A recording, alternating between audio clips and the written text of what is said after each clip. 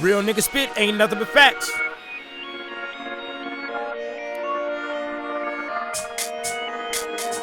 Real nigga spit ain't nothing but facts. Other motherfuckers don't got scars in their back. Yeah.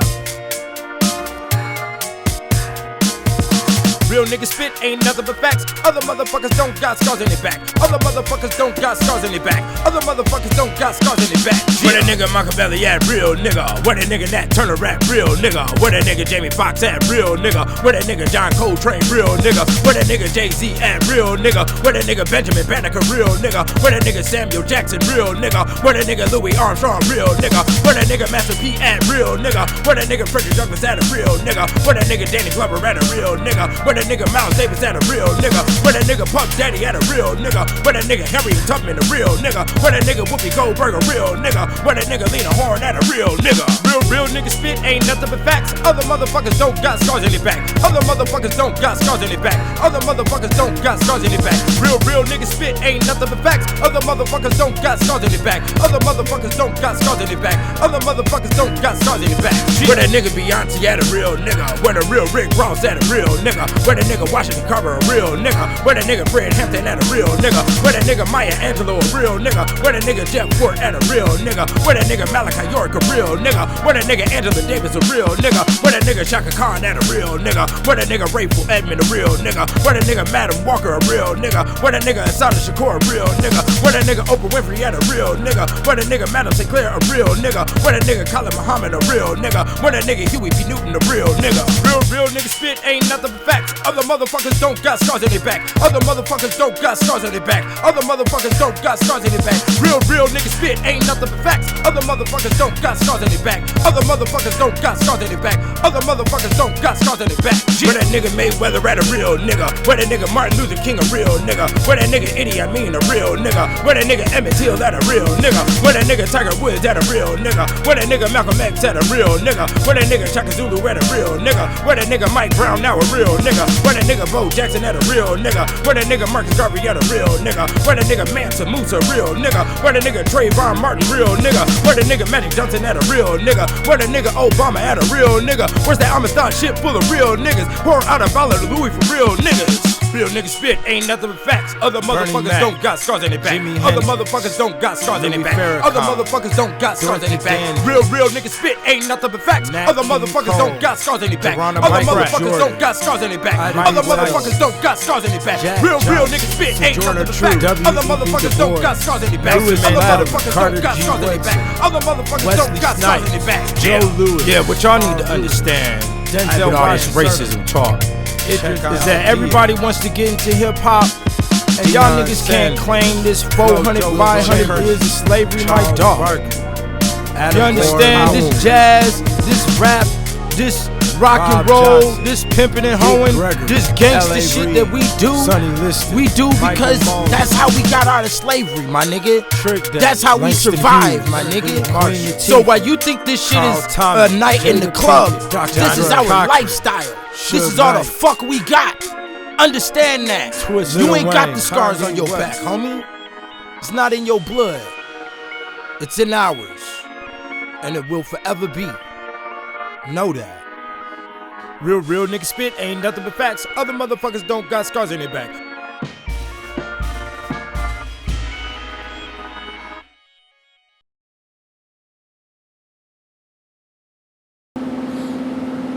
Okay. My name is Keenan Booker, aka The God 720. Today, we're going to discuss torture. Alright? Let me see here. Let's get going. Now, the Dark Ages.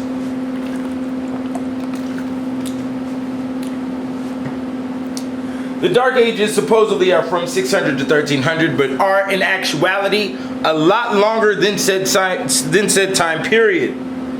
Alright.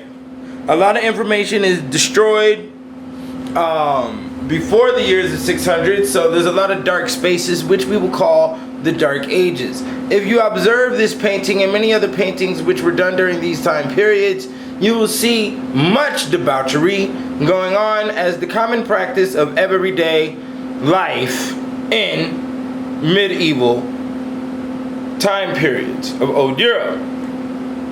King William the Bastard. King William the Bastard was from 1028 to 1087. Father's name is Robert the Devil. He wrote the Domesday Book, which is a manuscript, a record of the Great Survey of much of England. He sent his counselors all over to each shire to find out what or how much each landholder had in land and livestock and what it was worth. This was basically the first tax system that's been documented, okay, for the Western civilization is what we'll say. Now, William the Conqueror, which is the name they gave William the Bastard to the name that they wanted to immortalize him in history as, is William the Conqueror. In actuality, his name is known as William the Bastard. Okay, now, we're right here. William the Conqueror used torture to extract treasure from the Anglo-Saxons in their new kingdom. Okay? Underneath his rule, convicts of double dealing were tortured by having their eyes gouged out and were castrated. Okay? He was also the first to divide church and state courts. And he introduced capital punishment, which is beheading. Alright. Tower of London, which he erected. I want everybody to pay attention to the moat here. The reason I put this picture in here is because when I was a child, I always thought moats were outlandish and ridiculous, and obviously they were a very real thing that were occurring at the time when they were building castles. Alright, now, the Tower of London was the first fortress for military. It was also a large jail and a torture chamber. It was also the first printing mint for the coin. During that time they called it the coinage. Okay, and it was also the first zoo. The first zoo situation happened underneath King Henry VIII, who ran the Tower of London, and also the extinction of the Barbary lion happened during this time as well because of the attitude of wanting to flaunt the power of having exotic animals inside the castle. Not only that, during the time period of this zoo, they would charge the regular citizens a cat or a dog, which they would feed to the lions in order to come visit the zoo. All right.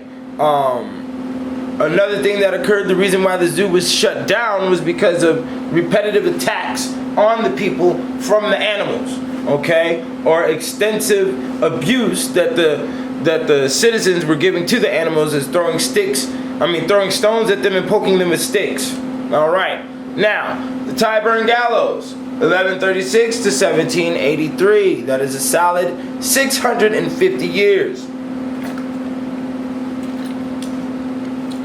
Okay, from 1200 until 1783, more than 50,000 men, women, and children died at Tyburn. Noble lords, child pickpockets, whores, great ladies, and such famous highwaymen as Claude Duval, Jonathan Wild, and Jack Sheppard. The original gallows was merely the branch of an oak growing at the spot. Then a gallows in the form of an inverted L was erected.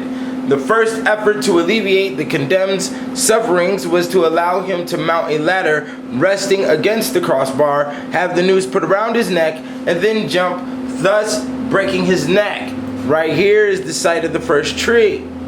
Right here you see the triple tree, which the Tyburn Gallows are famously known for creating. Alright, the triple tree was big because it carried a lot of people. It could kill a lot of people at one time. So, the Tyburn Gallows. Tyburn's Gallows was the main place of execution for London and Middlesex until 1783. It was also the place where women were burnt for petty treason and high treason, and soldiers shot for military offenses. The execution process began at around 7 o'clock in the morning, when the condemned men and women would be led in fetters, that's handcuffs and leg irons, into the press yard in Newgate. On arrival at Tyburn around noon, some 2 to 3 hours after they had left Newgate, the prisoners were greeted by a large crowd of anything of up to 100,000 people who had come to watch the spectacle. The gallows at Tyburn was surrounded by a circle of stands, admission ranging from half a crown of 5 guineas depending on how many and how famous the criminals might be. The houses overlooking the gallows also rented their windows and rooftops to spectators. On a good hanging day, as many as 30,000 people would turn out. Alright, Now, the 100 Years' War. Hold on, let me go back here and say this real quick. As you can see, there was financial structure going down, sort of in an entertainment fashion, when we see how people were being charged in order to view the spectacle of one being slaughtered. Now, we have to understand that there was many financial transactions that was going on that we will be discovering during the course of the lecture, so please pay attention. Now, 100 Years' War, 1337 to 1453. I put this in here because of the extent of the war. As you can see, it's damn near 120 years. This war occurred in between England and France. All right, and it was carried on throughout 100 years by a multiplicity of battles that were sporadic in time. Okay, so the reason why I put a war in the torture lecture is because during the course of war in these ancient times, there were no such thing as a prisoner of war. A prisoner of war was left to be a torture victim. They were test rats for new forms of torture, basically. That's all a prisoner of war was. Now, Vlad the Impaler, real name Vlad Tepes, okay? The Ottoman Turkish Empire was at war with Wallachia. In European languages, W's are pronounced with a V sound. In 1462, Sultan Mehmed II fled with his army at the sight of 20,000 impaled corpses rotting on the outskirts of Vlad's capital city, Targovist. Upper limits of Vlad's combined atrocities put the death toll at around 100,000. He roasted children, whom he fed to their mothers, and he cut off the breasts of women and forced their husbands to eat them. After that, he had them all impaled. Dracula once invited all the sick, vagrants, and beggars over to one of his homes under the pretext of a feast. Dracula politely excused himself and had the entire court boarded up, then burned the whole building to the ground while everybody was still inside. He did this multiple times. Impalement was pretty much the only punishment, whether you stole a loaf of bread or committed murder. Vlad III would invite a few guests to his mansion, provide them with a feast, and then have them immediately impaled right there at the dinner table, with the bodies still draped over the stakes. He would leisurely finish his own dinner and then dip his bread into the blood collecting below the bodies. Alright. Now we have the Spanish Inquisition here, which is the big boy. Okay? Now, this date, 1478 to 1834, can be questionable. The Inquisition is historically noted to go all the way back to the 1100s and 1200s.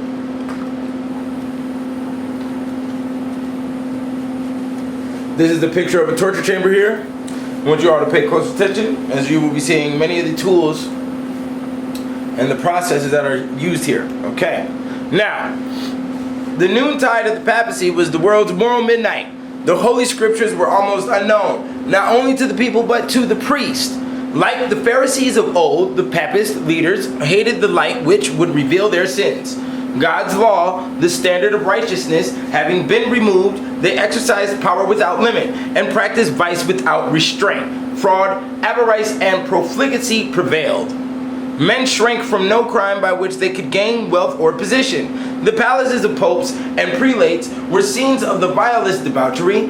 Some of the reigning pontiffs were guilty of crimes so revolting that secular rulers endeavored to depose these dignitaries of the church as monsters too vile to be tolerated. For centuries, Europe had made no progress in learning arts or civilization. A moral and intellectual paralysis had fallen upon Christendom.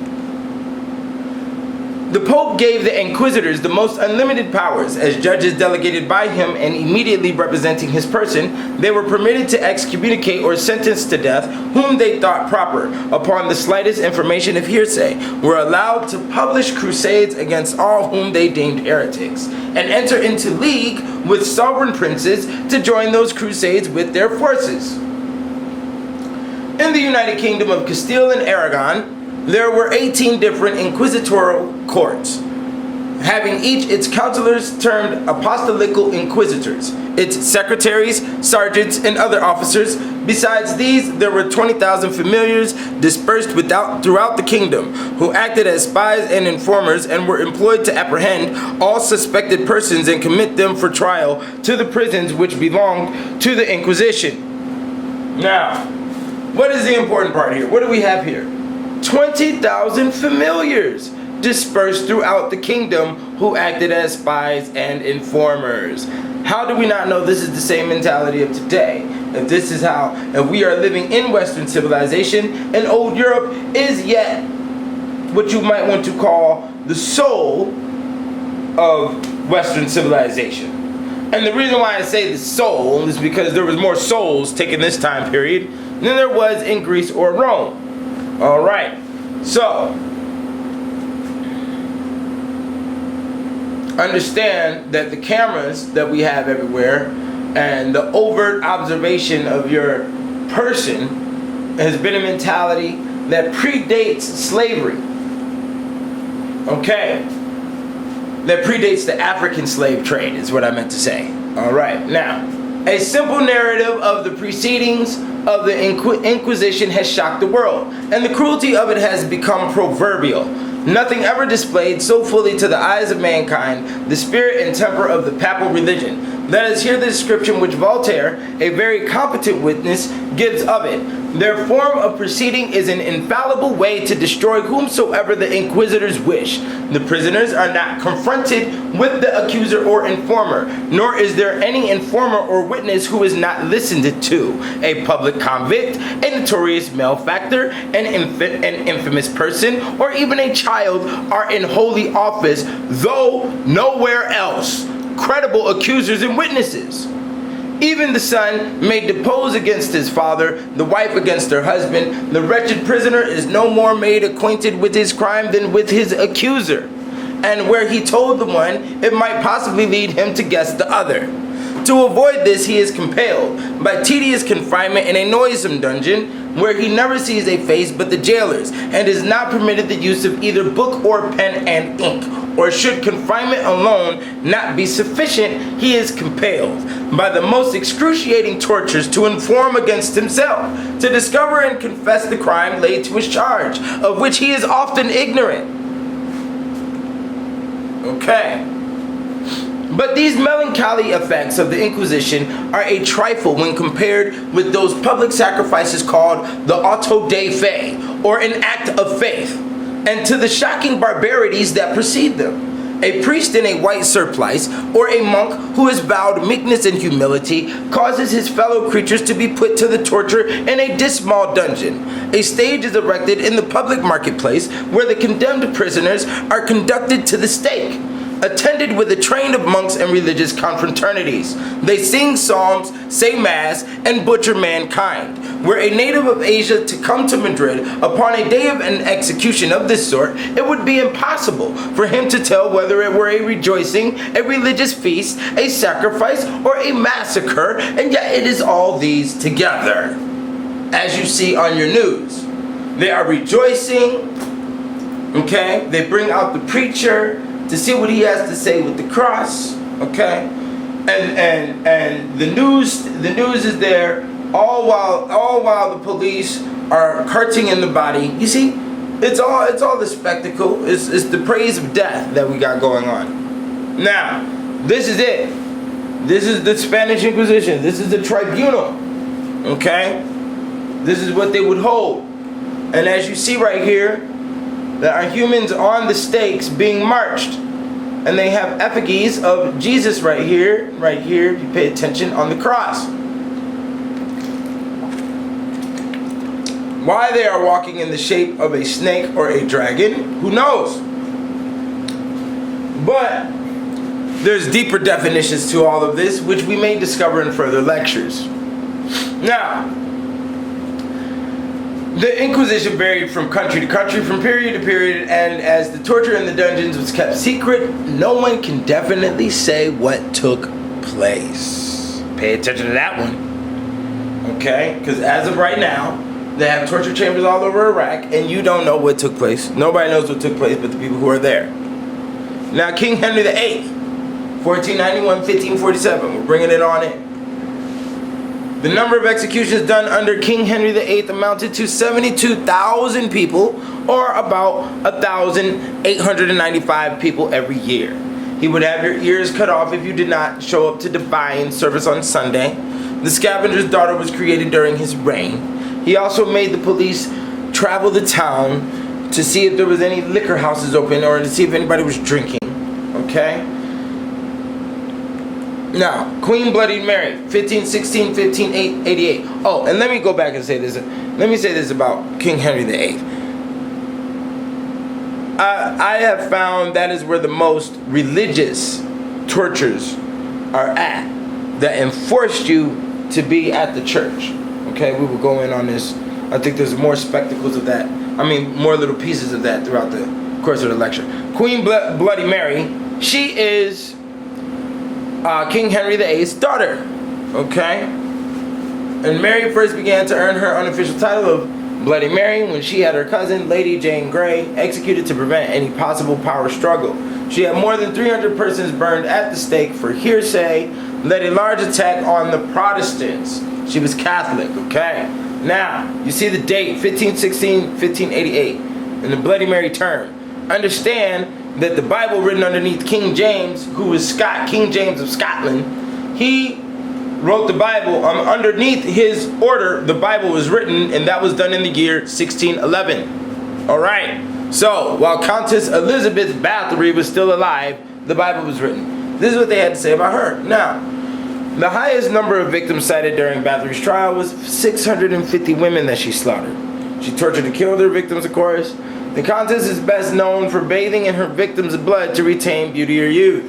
Sadistic pleasure is considered a far more plausible motive for Elizabeth Bathory's crimes. Now, you have to understand that this whole thing about retaining the beauty or youth comes from a theory of, or a fable, shall I say, of the Fountain of Youth. And the Fountain of Youth was a fable that was brought to Europe from East Ponce de Leon, who got the story from Native American Indians, who was lying to him about cities of gold and fountains of youth where you can stay young forever, just to get him out of their tribe, and it was trying to send them to the cannibal tribes that was up the Everglades, and this was located in Florida. So East Ponce de Leon brought that back, and this theory or this fable has been used to support the cosmetic industry and also the destruction of the self-esteem of women in Western civilization ever since.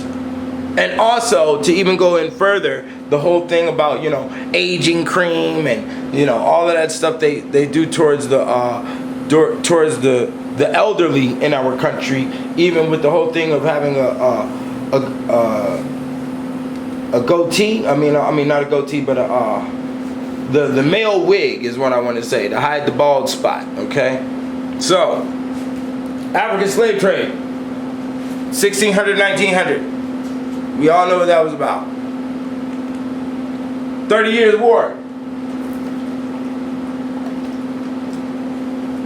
Another war that was going on during the ending of the time period of which I'm presenting you today, 700 to 1700. And I put two wars in here. The reason why I put two wars in here, there's a multiplicity of wars, battles, successions, revolutions, and rebellions is what they'll all be titled under.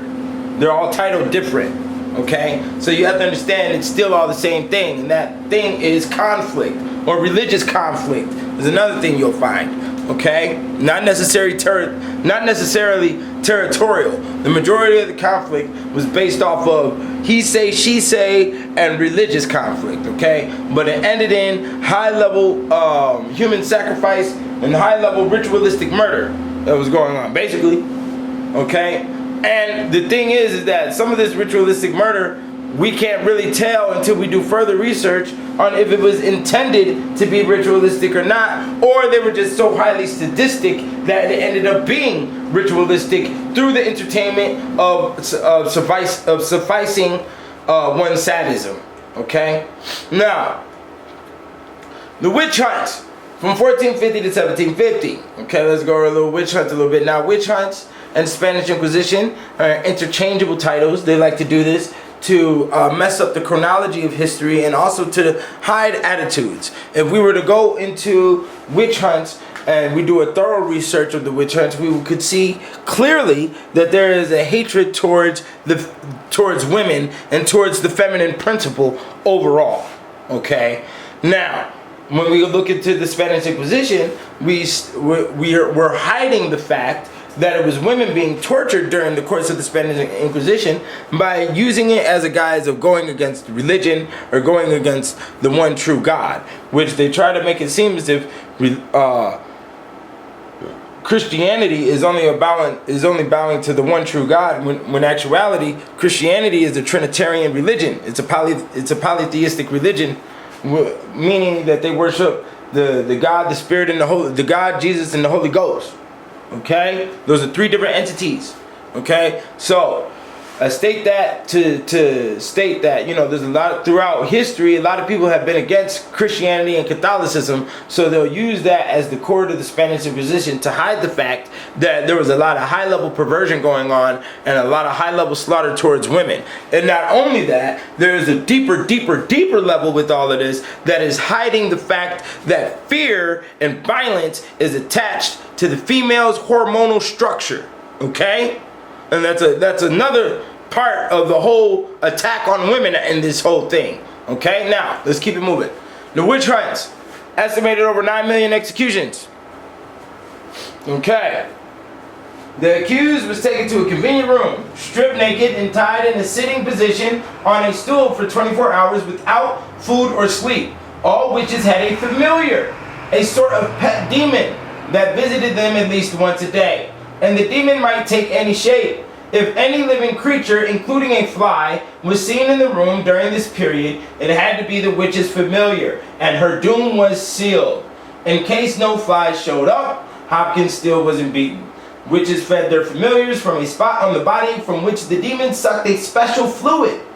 This place was insensible to pain, so Hopkins and his assistant stuck needles into the accused until she either confessed to being a witch or they found some numb spot. There are several such spots in the human anatomy, and one of Hopkins' helpers, an old woman named Gotti Phillips, knew them all. However, in case Gotti was off testing another witch, Hopkins could usually get a girl to confess by saying, "I have tested you everywhere with this long needle, except up the nipples of your breasts. Do you confess, or shall I try there next?" Most girls confessed. Now, the long needle was a torture that was usually applied underneath the fingernails or underneath the toenails.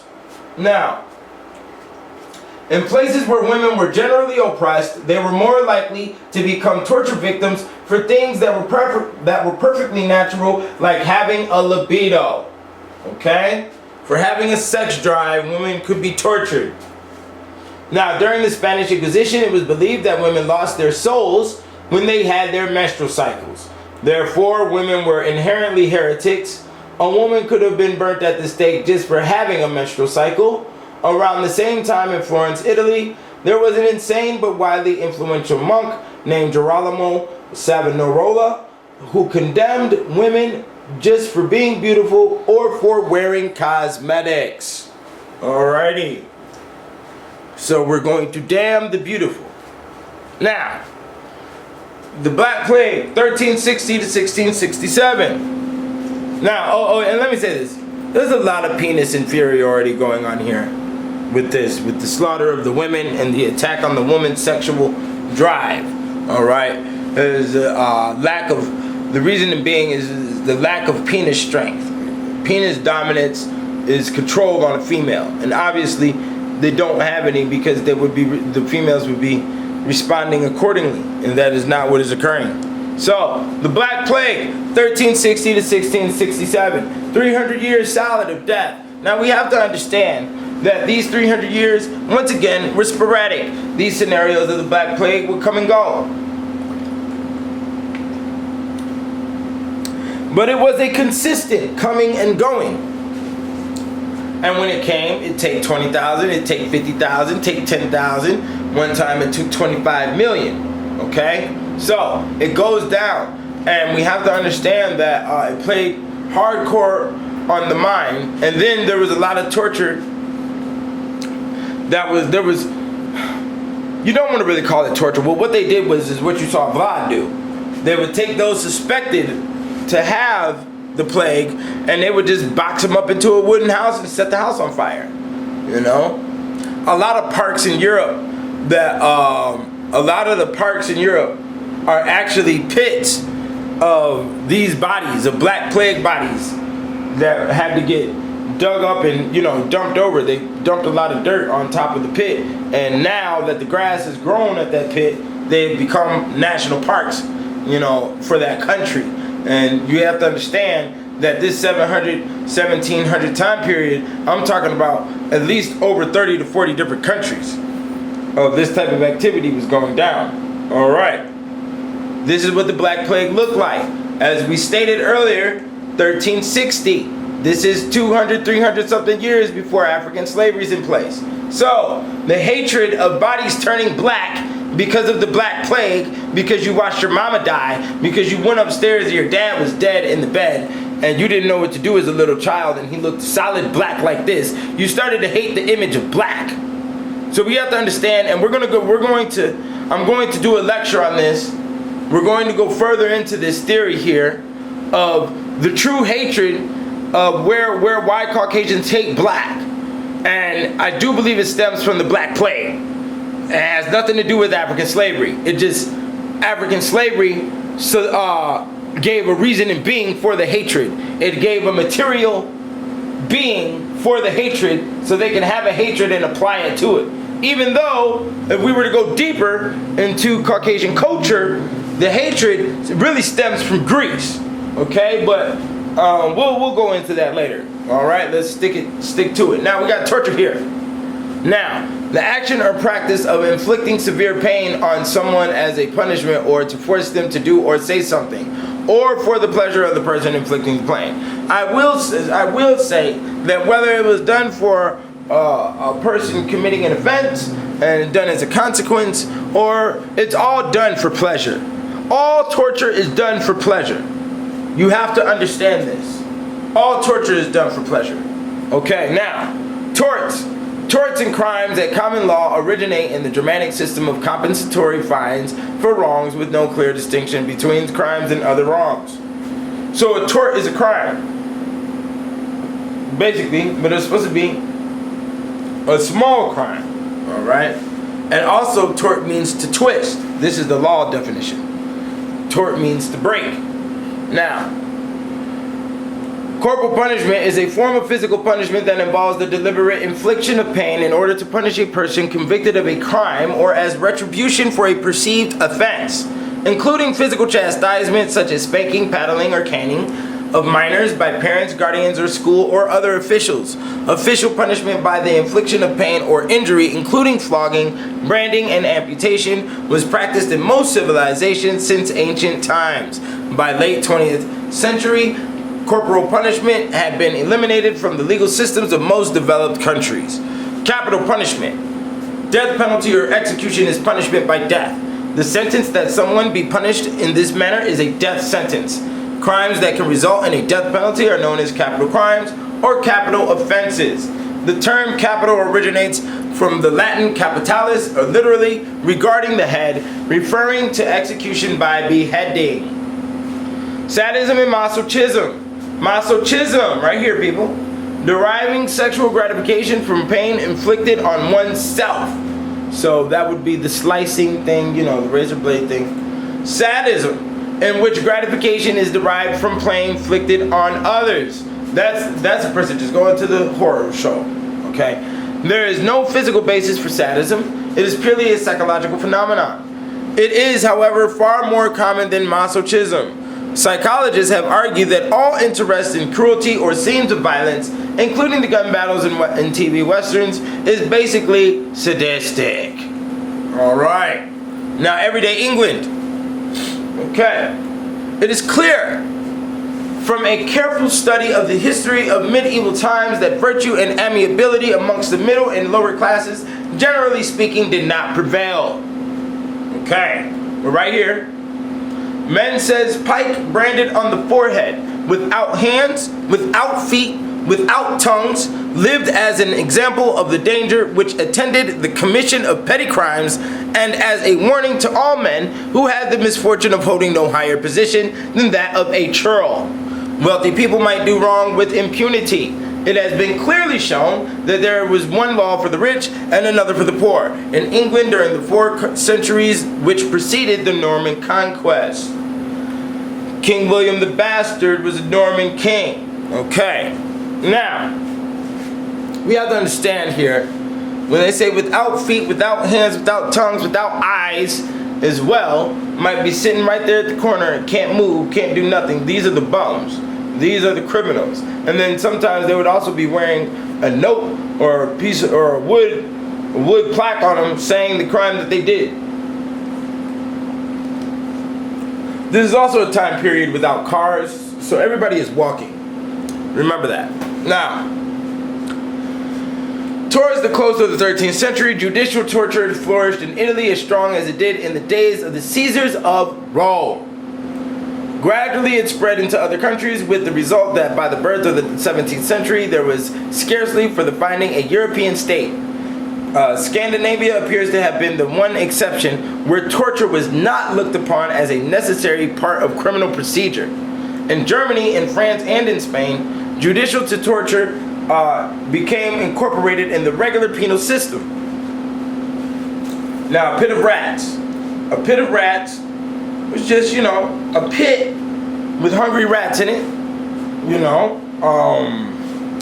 And we might throw you in there, we might use the rats for other things, but that is basically what it's for, okay? We keep a bunch of rats up in there. Now, the Little Ease. The Little Ease is a cell 4 feet high, 16 inches wide, 2 feet long, and is so designed that a prisoner could not stand up, lie down, or sit, or even sit, okay? Now, there's also another form of cave called the Cave of Roses. In Sweden, there was a Cave of Roses, a pit full of poisonous snakes, toads, and lizards, which continued until it was closed by Gustavus III in 1772. All right.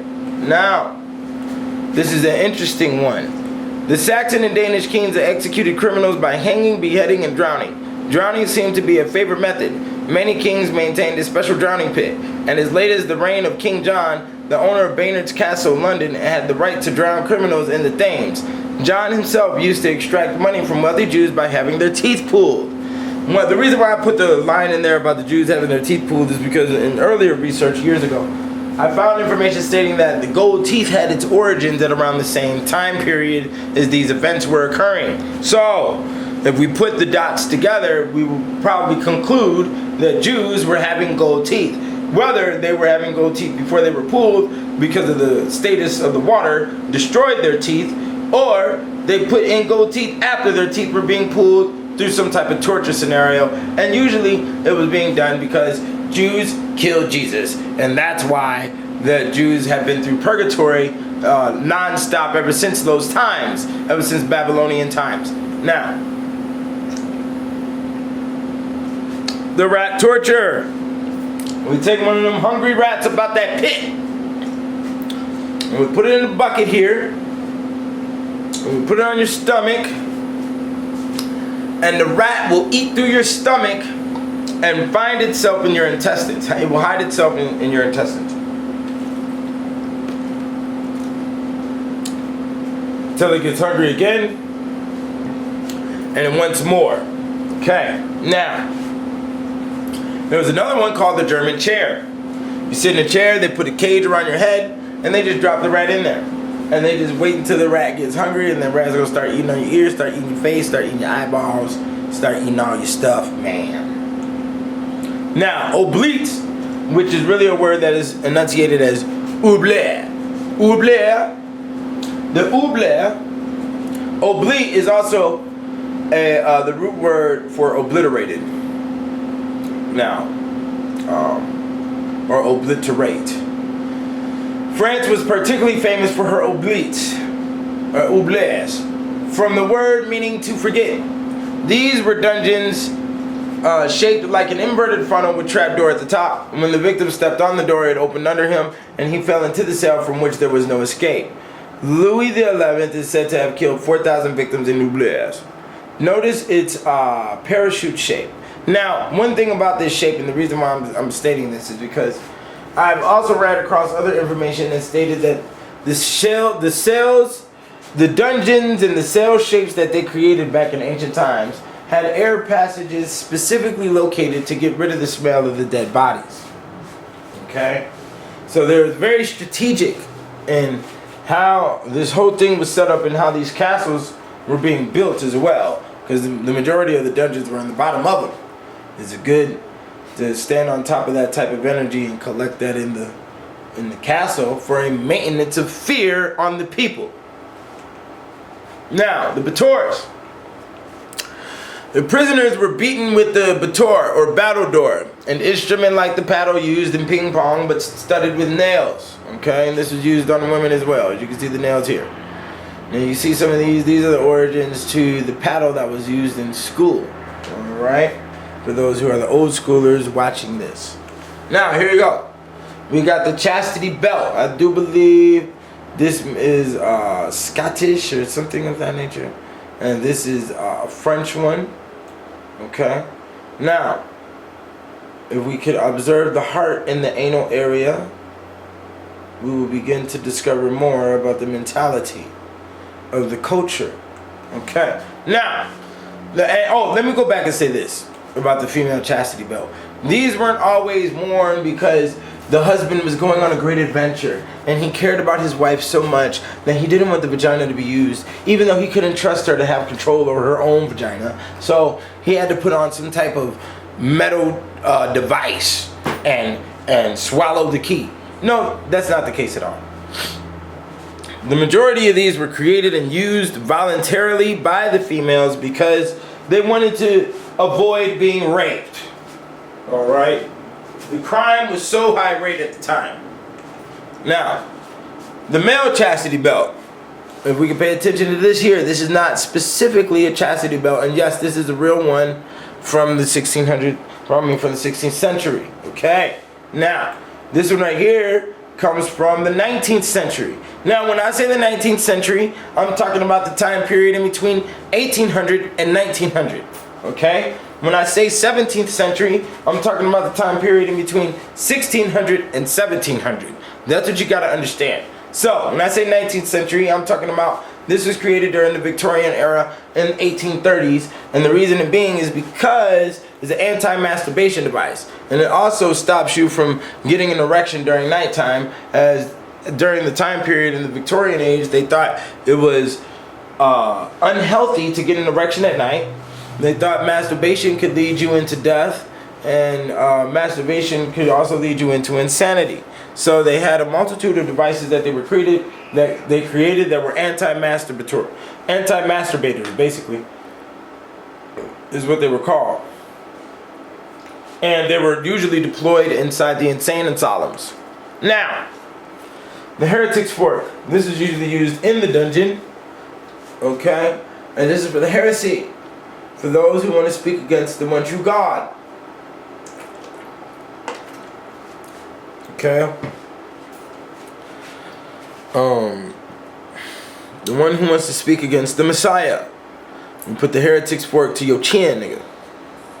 And see how much you gonna talk then. The shame flew. So you come out here with the young thug. You come out here with the motherfucking waka flocka nigga. You playing that goddamn bullshit, nigga. And see what happens to your ass. Let me hear another song about a motherfucking club. Sing about the club again, nigga. Let me hear something about a kilo, nigga. We gonna put this shit on your motherfucking ass. Yeah, put you on the block. This is where you gonna be, on the block. This is what the block used to be, nigga. On the corner, 5 o'clock in the morning, where you gonna be. Right here, nigga. You understand? The children are mocking you. Understand? Y'all niggas gotta learn how to read these paintings. This is the city soldier protecting the fool from being harassed by the mob. You have to understand that the mob was the first common law. Common law is you steal, you get your arm cut off, you get your hand cut off. That is what the mob created. That is what the common man created. Okay? Now, you come out here playing this goddamn bullshit. Okay? Sing about an ass cheek one more again, nigga. We gonna put the neck violin on you. And we gonna have you on stage like that. Yeah, this is what needs to be done. This needs to be incorporated into hip hop. You understand? Ignorant motherfuckers out here. You understand me? Any skinny jean wearing ass nigga. Neck violin is what we need to put on. Now, the Jack and Jill. We still use this phrase to describe excessive brutality. We get other expressions from this 900-year-old town. On the walls of the room were hanging ancient yokes in which an adulterous man and woman were fastened together and then ordered to carry buckets of water up the steep hill in the center of the town to the castle. Staggering under the weight of the heavy yoke, it was no wonder that Jack and Jill often fell down and cracked their crowns, as the salacious old jingle, now a children's nursery rhyme, describes. As you can see, Jack and Jill are here. They can't run, they out there boning, they cheating on their wives and their lovers. And that was a big thing. If you research old Europe's everyday commune, you'll see that there was a lot of hee ha ha around that type of thing of who's cheating with who and who's sleeping with who, and his dick don't work, and all that type of stuff was going on heavy. The cuckold thing, all of that. Now the rosary beads, and let me say that real quick. The cuckold thing, for me and my research, I have noticed it to be, the first time it was mentioned is in the Canterbury Tales. And the Canterbury Tales was written in the 1300s. So, what does that tell you? Now, these are church pillory punishments. This is the rosary beads that the Mexicans be wearing. This is actually a torture device from ancient times that they don't know nothing about. Just like the majority of Mexican music today has its roots in German music. Okay? Now, anyways, this was for ecclesiastical punishments. Alright? On Sunday during church, the sinner was put inside the church or at the church door wearing the rosary around his neck. These punishments were for sleeping in church and offending God.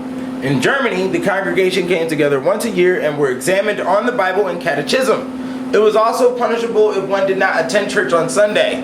This was easily found out since everyone had their own specific place in church. Each citizen had to live his life in a God-fearing manner and abide by the commandments. This was done underneath King Henry VIII, but probably has an older date than that. Okay? Now, so these are the rosary beads. This is where they really come from. It was a torture device, not a fashionable something that you give to Saint Mary or whatever. Okay, now, a gambler was forced to wear a heavy necklace composed of huge wooden playing cards and dice.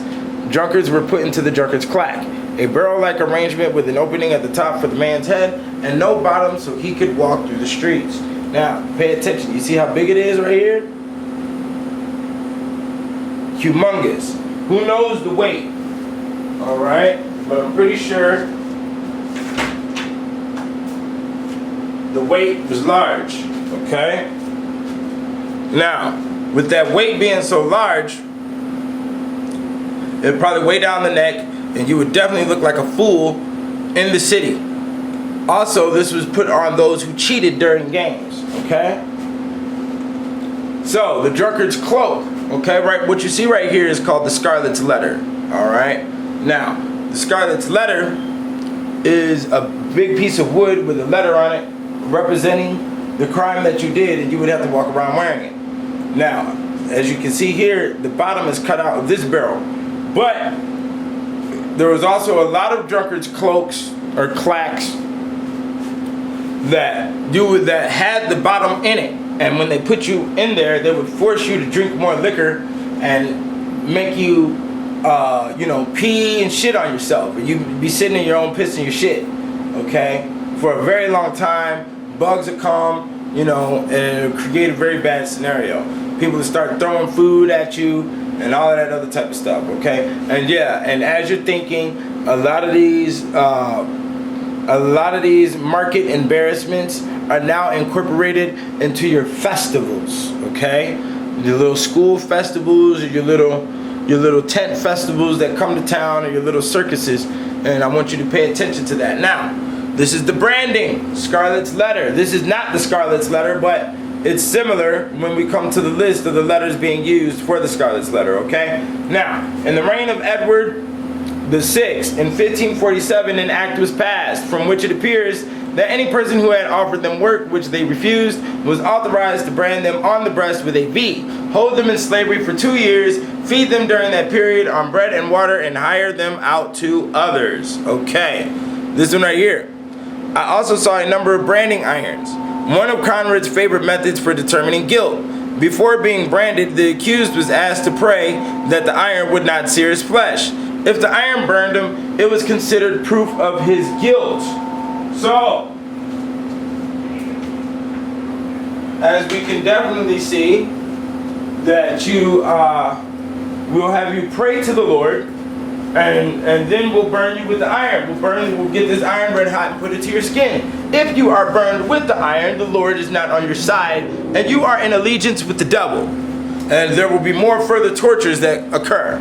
So T for thief, V for vagabond or vagrant, B for blasphemer, A for adulterer, F for fornicator, D for drunk, G for gambler, S for slave, U for unbeliever, HM for highwayman, F for fraymaker, and fraymaker means a trouble starter, M for manslaughter, P for perjurer, R for rogue, SL for seditious libeler, and SS for sower of sedition. We have to understand that when you go through the court files of old Germany, old England, you will see that a lot of the trials were set based on somebody calling them a name or somebody being accused of something else.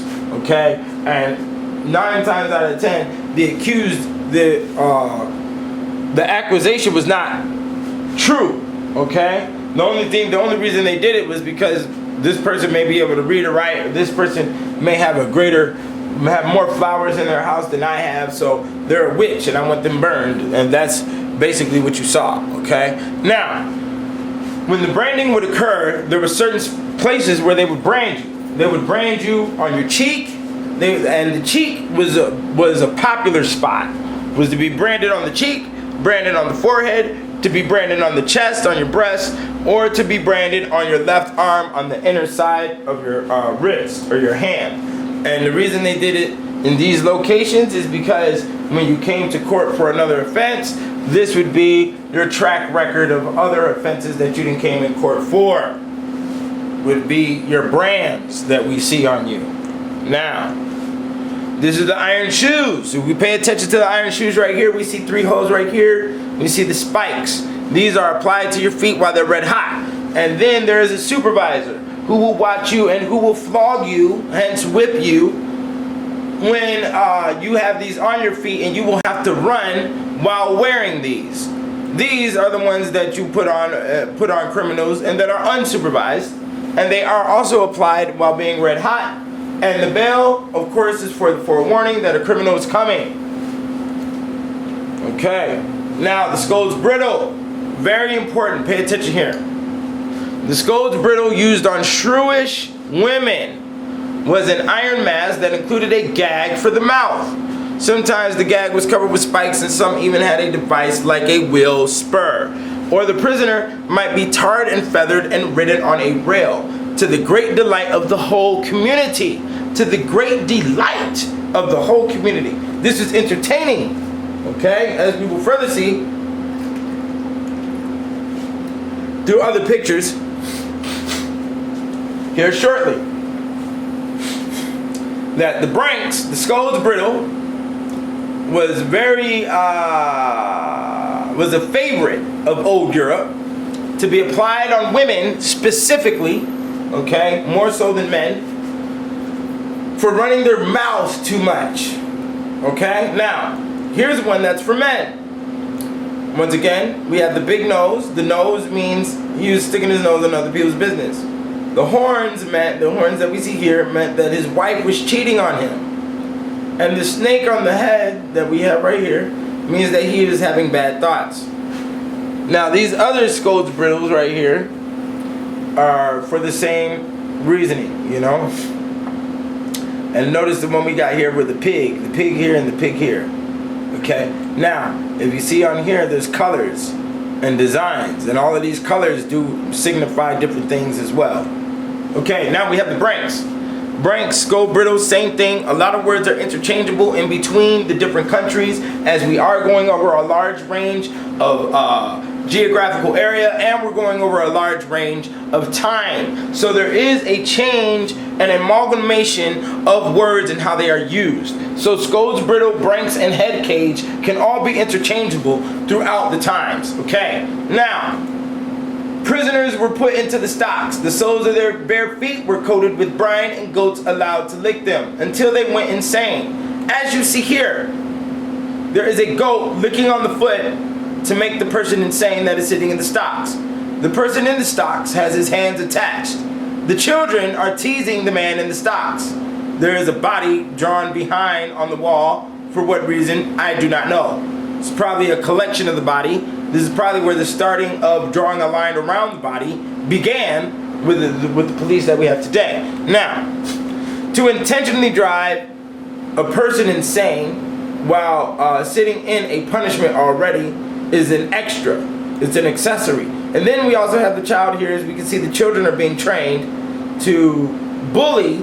They're also being trained to traumatize and further inflict pain on those who have pain inflicted on them already.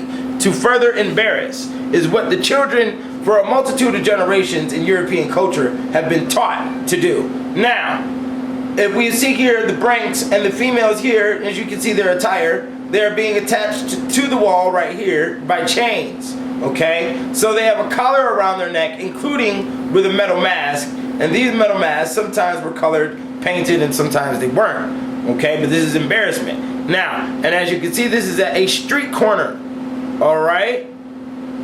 Meaning, the reason why I point that out is because many of the street corners had criminals attached to them, and there were other devices that criminals would be attached to the corner of buildings and street corners with, as we will go through here in a second. Branks, here goes some more to further solidify that this was a reality, and also to go in further in relation with what we have today. Jeb Bush just made a comment stating that all single mothers should be publicly shamed. In European blood, this is the only publicly shaming that they know about, right here. Besides all the other things that were occurring, as everything you have witnessed so far are things that were publicly done and done inside the market. All right, now let's go. The Brank may be described simply as an iron framework which was placed on the head, enclosing it in a kind of cage. It had in front a plate of iron, which either sharpened or covered with spikes, was so situated as to be placed in the mouth of the victim, and if she attempted to move her tongue in any way whatsoever, it was certain to be shockingly injured. With a Brank on her head, she was conducted through the streets, led by a chain, held by one of the town's officials, an object of contempt, and subjected to the jeers of the crowd, and often left to their mercy.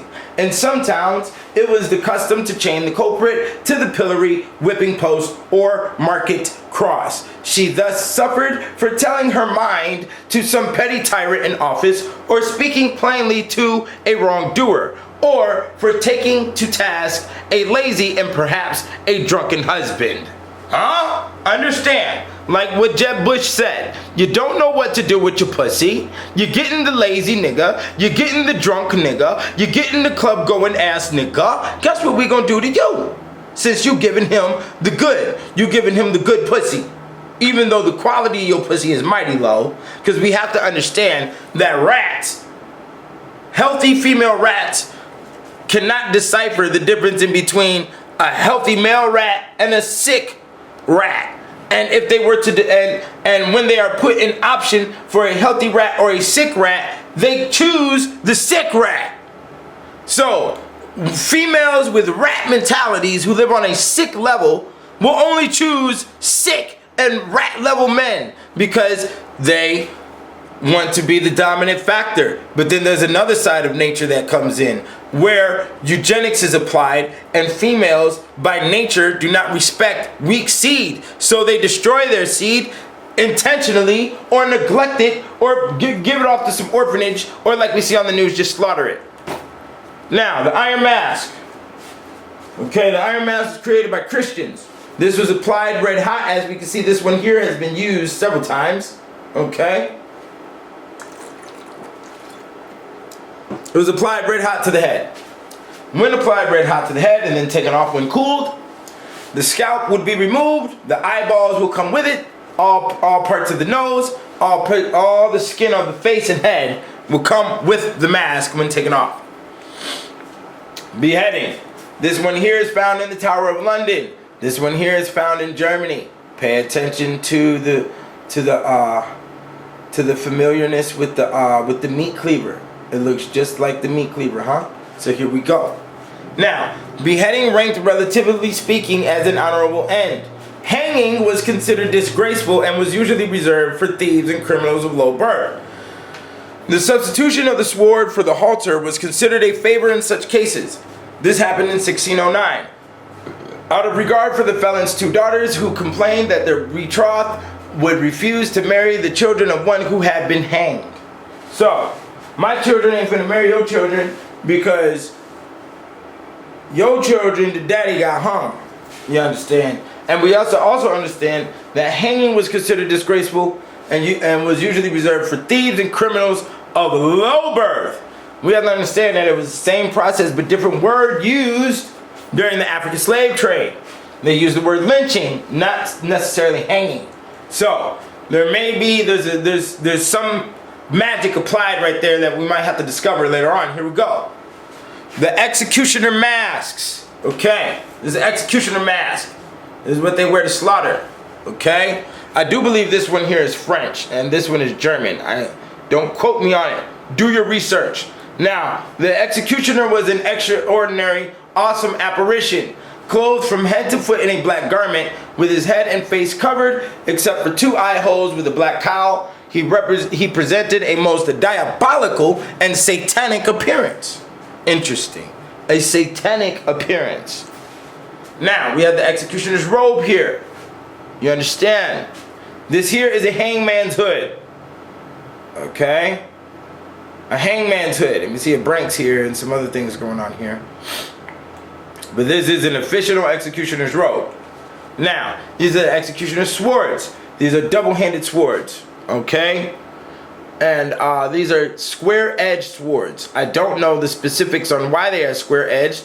If we have any weapon historians or any war historians out there, I would definitely like you to contact me and let me know why. I haven't done further search into that, but maybe we'll do it later on in a different lecture.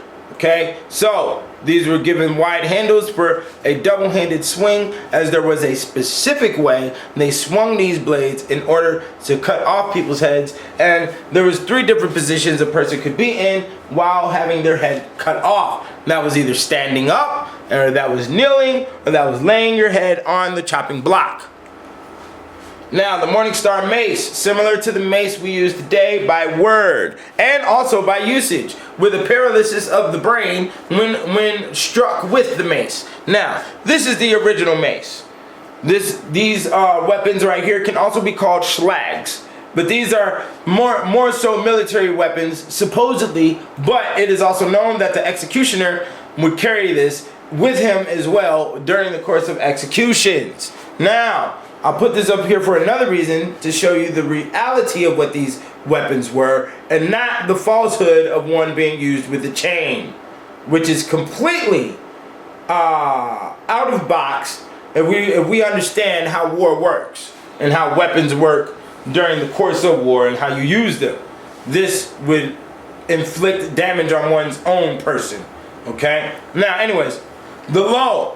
If we pay attention to how this word is written, it is written just like the department store Lowe's. Now, home department store Lowe's, the symbol that they use is the Egyptian death temple. Okay, now the Low, which also means lion, the Low, or hangman's assistant, was a remarkable personage. Originally, he acted as a market policeman who cleared the town of refused dead animals, diseased cattle, and adulterated goods. Making his rounds to the beat of a drum, he broke up groups of gamblers and roughs, buried unclaimed corpses, burnt the bodies of suicides, drummed the blasphemer out of the city, pilloried and branded criminals, and lent a hand to his chief in the torture chamber. His chief of today, in today's religion, if we were to be metaphorical with this, in today's position, the chief would be the judge, the torture chamber would be the jail.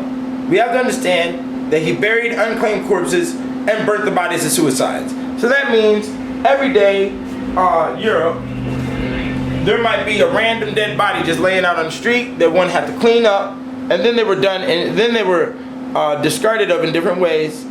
He buried the unclaimed corpses and burnt the bodies of the suicides. So they had different ways they did different bodies for different reasons, and it was part of his duty to collect the body, is what we're seeing. is a collection of bodies. And that's what the police do today.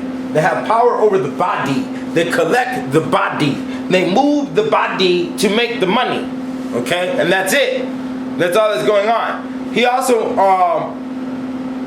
he also assisted with financial transactions during the course of the execution too, because new tools might have to get made, new torture devices might have to get made, because we want this criminal executed in a specific way so we can uprise the crowd and get more money moving in the market.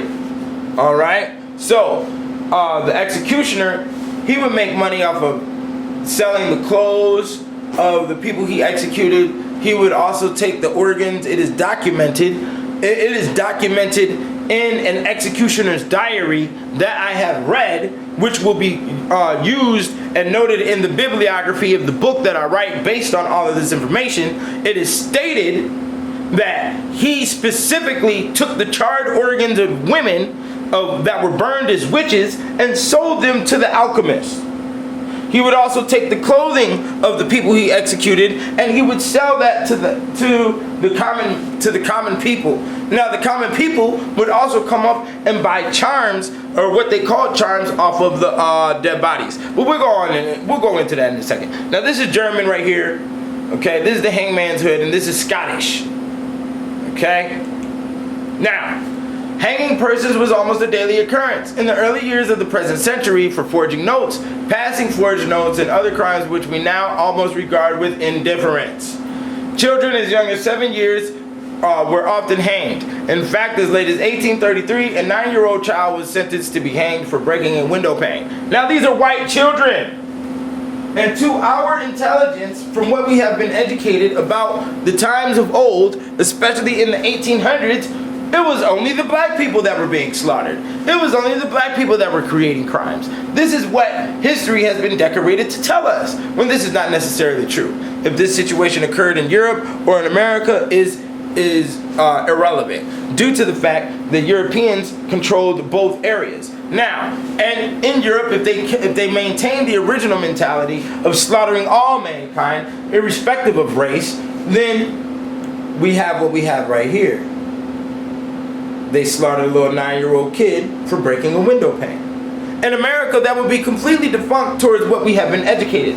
At around the time period of 1833, all white people were in glorification, and it was only the black people who were being slaughtered. Okay? So, but if we look detailed inside of American history, you'll find several cases where whites were being slaughtered and hung and lynched and all other types of stuff. As a matter of fact, I read information stating in New York, in the Hudson River, at one time there was over 2,000 Irish bodies floating down the river because the Irishmen were being treated far worse than what African slaves were being treated, or a Negro. Okay? Now, hanging. The bodies of those condemned to hanging were allowed to swing till they rotted, or were devoured by carrion birds, which are vultures. Of those who were beheaded, some found a resting place in the burial plot of St. Peter's Church, which lay outside the walls not far from the Geierreich. The corpses of criminals were usually disposed of in unhallowed grounds. Many were thrown into the Pegnitz River, others burnt. In later times, dead felons were frequently handed over for dissection to hospitals or to the hangman, who sold parts of the corpse very profitably to the superstitious, as has already been mentioned. It would also appear that sick people sometimes bribed the Hochrichter to allow them to drink the blood streaming from the trunk of the newly beheaded. Bodies left on the gibbet were often robbed of their clothing by ghoulish ruffians who also stole severed heads or cut off hands, fingers, feet, etc. to sell or to use as charms. Alright, this is a real picture from 1919 Armenian genocide. Okay, now, as so many hangmen were incompetent, a number of people hanged were not completely dead after being cut down. John Hunter, the famous surgeon, secured the body of a hanged man from Newgate, but when he started to dissect it for his anatomy class, the corpse sat up and demanded, "What do you think you were doing?" Okay, crucifixion. Now we have to understand, the majority of these crosses and the mastery of the cross was done during Rome. Okay? Which there are many, many crosses. And I want you to observe this cross right here, because there were many crosses that twirled and could carry 3-4 bodies at a time. And also with weights on the bodies. Now, this is the real picture, once again, from the 1919 Armenian genocide. Okay? These are real women up here on real crosses. Now, the crucifixion spike. We have to understand that the fables of Jesus, the fables of Christianity, tell us that the spike was stuck inside the hand, which would be anatomically incorrect. Okay? Now, if we were to understand the human body, we would have to put the spike in the wrist, right at the cusp of where the two joints, the two bones in the forearm meet. Okay, and that would give it a hanging factor that could support the weight of the body. And as there would also be a this stool right here, I forgot what this is called, but they always put this right here for you to stand on top of. Okay, they didn't stake the feet inside of the main stake of the cross. Okay, they had you standing on a little post, and then the birds come and get you. And that was the famous part of it. Now, stripping. The stripping, says Limburg, is performed without regard to humanity or honor, not only to men but to women and virgins, the most virtuous and chaste of whom they have sometimes in the prisons. For they cause them to be stripped even to their very ships, which they afterwards take off. Forgive the expression, even to their pudenda, and then put on their straight linen drawers. Should anyone commit a fault, he is flogged in a most cruel manner. They strip him naked and lay him on the ground, which with his face downwards. And in this position he is held by several men, while others flog him most unmercifully with cords stiffened by being dipped in melted pitch, which brings away flesh at every stroke until the back is one large ulcer. So, and they would also do this when you were on your way to being executed. You would be stark butt naked, or wearing a shirt, which at that time, shirts were considered disrespectful and were considered an undergarment not to be shown, and would basically deprave you socially. I mean, it would demote you or devalue you socially if you were seen wearing a shirt. Okay, now Gold's cart. This is the cart that they put them in to sometimes be wheeled to the execution. And notice it right here in the drawing that it is left open and the people are raging here. Okay, and the reason why it is being left open, so produce can be thrown at you from the market, rocks can be thrown at you, so on and so forth. And that is the same with this one here. Now, the tumbrel, which is an early version of the Gold's cart, and which has the same purpose. Okay, that's why it has the open sitting. But this also can be turned into a torture device within itself. We will be going over that shortly here. Now, the head cage. The head cage, which I showed you earlier, which is also a little bit different than the skulls, brittle, and the branks. The head cage was worn on the way to the execution. So you're already butt naked, and we're going to put the head cage on you. And if you notice this chain right here, there would be a chain attached to it, and we would lead you from gate to gate in the city. And sometimes depending on what your charge was, sometimes you could be charged just to wear the head cage and have to stand at the wall, or have to stand in the front of the city with the jogs, or you have to stand, or we'd have to walk you to each gate of the city. And sometimes these cities would be populated with 6 million something odd people, so you're going to be walking all day. And then the flogging. Understand that the flogging here may have round balls in it, bones, glass. It would be dipped in tar, it would be dipped in pitch. Okay, it'll have rocks, other things in it designed to rip out the flesh. And they would also put hooks on the end sometimes to catch your ribs and to rip out your ribs while they catch some flesh. Okay, now it was in the reign of Henry VIII, and in the year 1530 that the famous Whipping Act was instituted, directing that vagrants were to be carried to some market town or other place, and there tied to the end of a cart naked, and beaten with whips throughout such market town or other place till the body shall be bloody by reason of such whipping. Okay, that vagrants, so that means anybody who don't got no job. Okay, anybody sitting around looking like a lazy bum. Okay, if anybody at the shelter, we gonna get them. Okay, all the vagrants gonna get whipped out of town. It was formerly the custom in London and other places at the time of executions for parents to whip their children so as to impress upon their minds the awful lessons of the gallows. Executions were very often occurring for people who were hanged for trifling offenses. So, what that stating is we're going to inflict some trauma. We're going to put some trauma down. You're going to watch this nigga get killed, and then while you watching him get killed, you're going to be crying because I'm whooping your ass at the same time, so you can get it implanted in your brain not to do what the criminal is doing, okay? So you won't end up getting executed.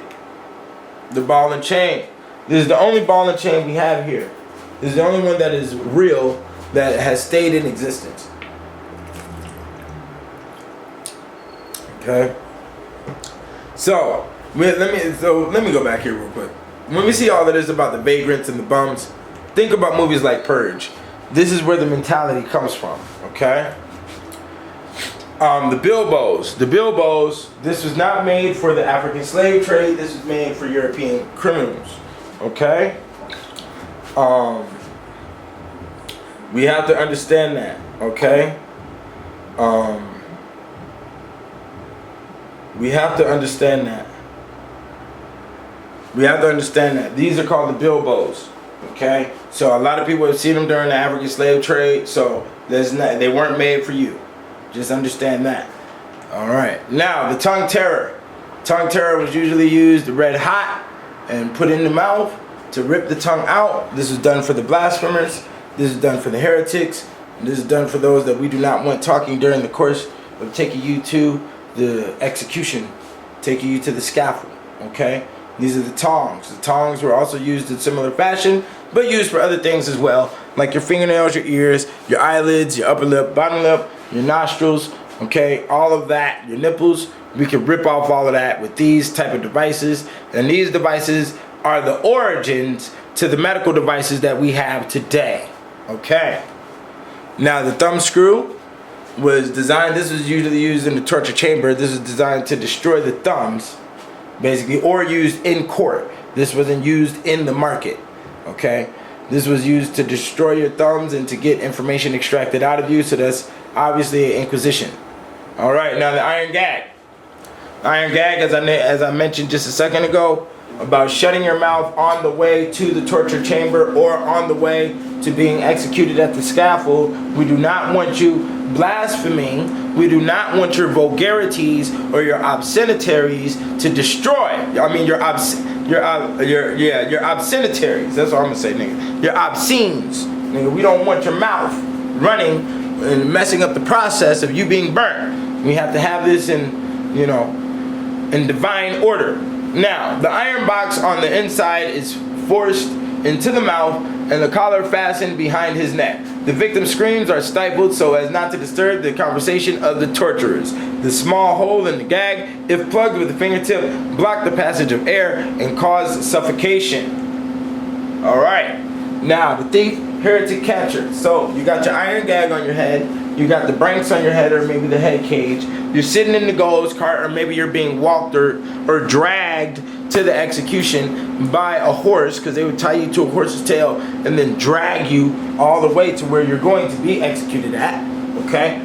We have this on you. This one right here is called the Spanish collar, okay? The thief catcher. We put this on your neck, and the reason being is because we don't want to become a witch by touching your wicked ass, okay?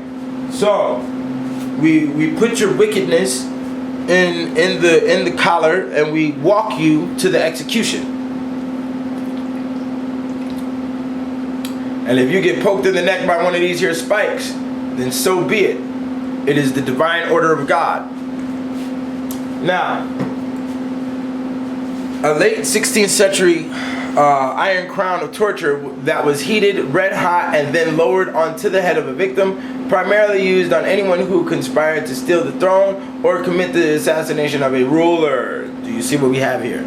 The red hot iron crown about to be lowered onto the head, the tongs ripping off said part of the chest, and we have the real iron crown right here. Notice it being a thin metal so it can heat up real quickly and be applied. Alright, this is also an incarnation of the Jesus and King theory that was going down with the course of the human sacrifice. Same with this one, it's a Nabi crown. another form of crown that was being worn during the course of sacrifice. Now, we also have to understand that when they say Jesus was holding the cross and dragging the cross and being whipped at the same time to put up the stake, that is true. But they did not hold the whole entire stake. They only held the top part where their arms went across. They didn't drag the entire cross. That would have been physically impossible due to the weight and the type of woods that they were using at that time. So this is the Nabi crown, put on your head, sewed in tight, and these little beads right here will puncture the skull. Okay? So, let's move it to the breast ripper. This one here is called the Spanish spider. You understand? Spanish spider get red hot. This one, breast ripper, red hot. We put it on the breast and we rip it off. Understand the smashing of the tits, which is similar to the mammogram process that they use with the doctors today. Alright, anybody, and I do mean anybody, who can create a device like this mentally has to be either completely neglected by their mother, completely assaulted or damaged by their mother, or didn't get any breast milk, of course, didn't get any breast milk, to create a device like this. There's no love inside the relations in male and female if this type of device is in your culture. Alright, now, the jogs. In Scotland, the jogs were usually fastened to a church door, a tree in a churchyard, the post of a church gate, a market cross or a market tron, or weighing post, and not frequently to prison doors. Persons neglecting to attend church on the Sunday were frequently put into the jogs. So, and these were also located on the outside of the castle, on the outside of the city gates. You have this right here, and you put your neck in it, and you just sit there, okay? The stocks. If you were too short to get inside of one of these, they put you in there anyways, and then your neck would break, and your hands would turn black, and blood would come out your nose, your ears, your mouth, and everything else, okay? Now, you have to understand that the stocks and the pillory right here can also be words that are interchangeable, and also in other locations they are completely different. Alright, now, understand this right here, this pillory, this was, you could be charged for something and may have to sit here for 2 hours, or you could be charged and sit up in here for 8 years, and that's with no food given to you. So basically, you would rot to death, okay? And there has been time periods in England and Scotland where these would be seen at every single street corner with a human body in it, and they'll all be decomposing at different stages, okay? So you imagine the stench, draw the picture for yourself. Alright, now, the pillory. Depending on the temper of the crowd, the pillory could be either a comparatively mild form of punishment or a death sentence. If an unpopular prisoner was pilloried, a large mob would gather carrying stones, mud pies, rotten eggs, and decayed vegetables. In London, the vegetable stalls at Covent Garden did a brisk trade selling worthless produce for this purpose. After the current Jack Ketch, which was a nickname for the executioner, had fastened the prisoner in the pillory, he had to run for his life as the shower of rocks and garbage started. As the prisoner could not use his hands, he often suffocated from the sticky mass covering his face. If he had any money, he would bribe Ketch to stand below the pillory's platform and keep wiping his face with a long pole. Okay? So, very serious stuff can happen to you while being in the pillory or in the stocks. Now, the gibbet iron, which is a little bit different, because the gibbet iron was specifically designed to your human shape. And for people who were fat and committed crimes, they would specifically make these smaller to torture you even further, and they thought it was a spectacle, they thought it was a show. You have to understand, this was the form of entertainment for over 1,000 years, because I can also verify that this was the form of entertainment for Greece and also for Rome. Okay, so this is part of a mentality that has been going on for 2,000 years. Now, the reason that you see here going on, here on the coast, the reason why they're on the coast is to forewarn pirates or to forewarn newcomers that this is how we handle our criminals. Okay, now when you are put up in one of these are famously known for people rotting all the way down to the bones in these gibbet irons, but the top part of their skulls would stay stuck up here because the irons were so neatly tighted to the body. So just the top part of the skull, the jaw and everything else would fall into a pile down here, if not collected by some random weirdo. Now, Mount Falcon, I thought this was real interesting. You'll find this in Paris. This is in Paris, France, okay? And right here you have gibbet irons in each one of these slots. Okay? So you have 45 slots in all, if you were to count them all. 5 by 3 on each side. Okay? And you see the birds have been eating on the bodies.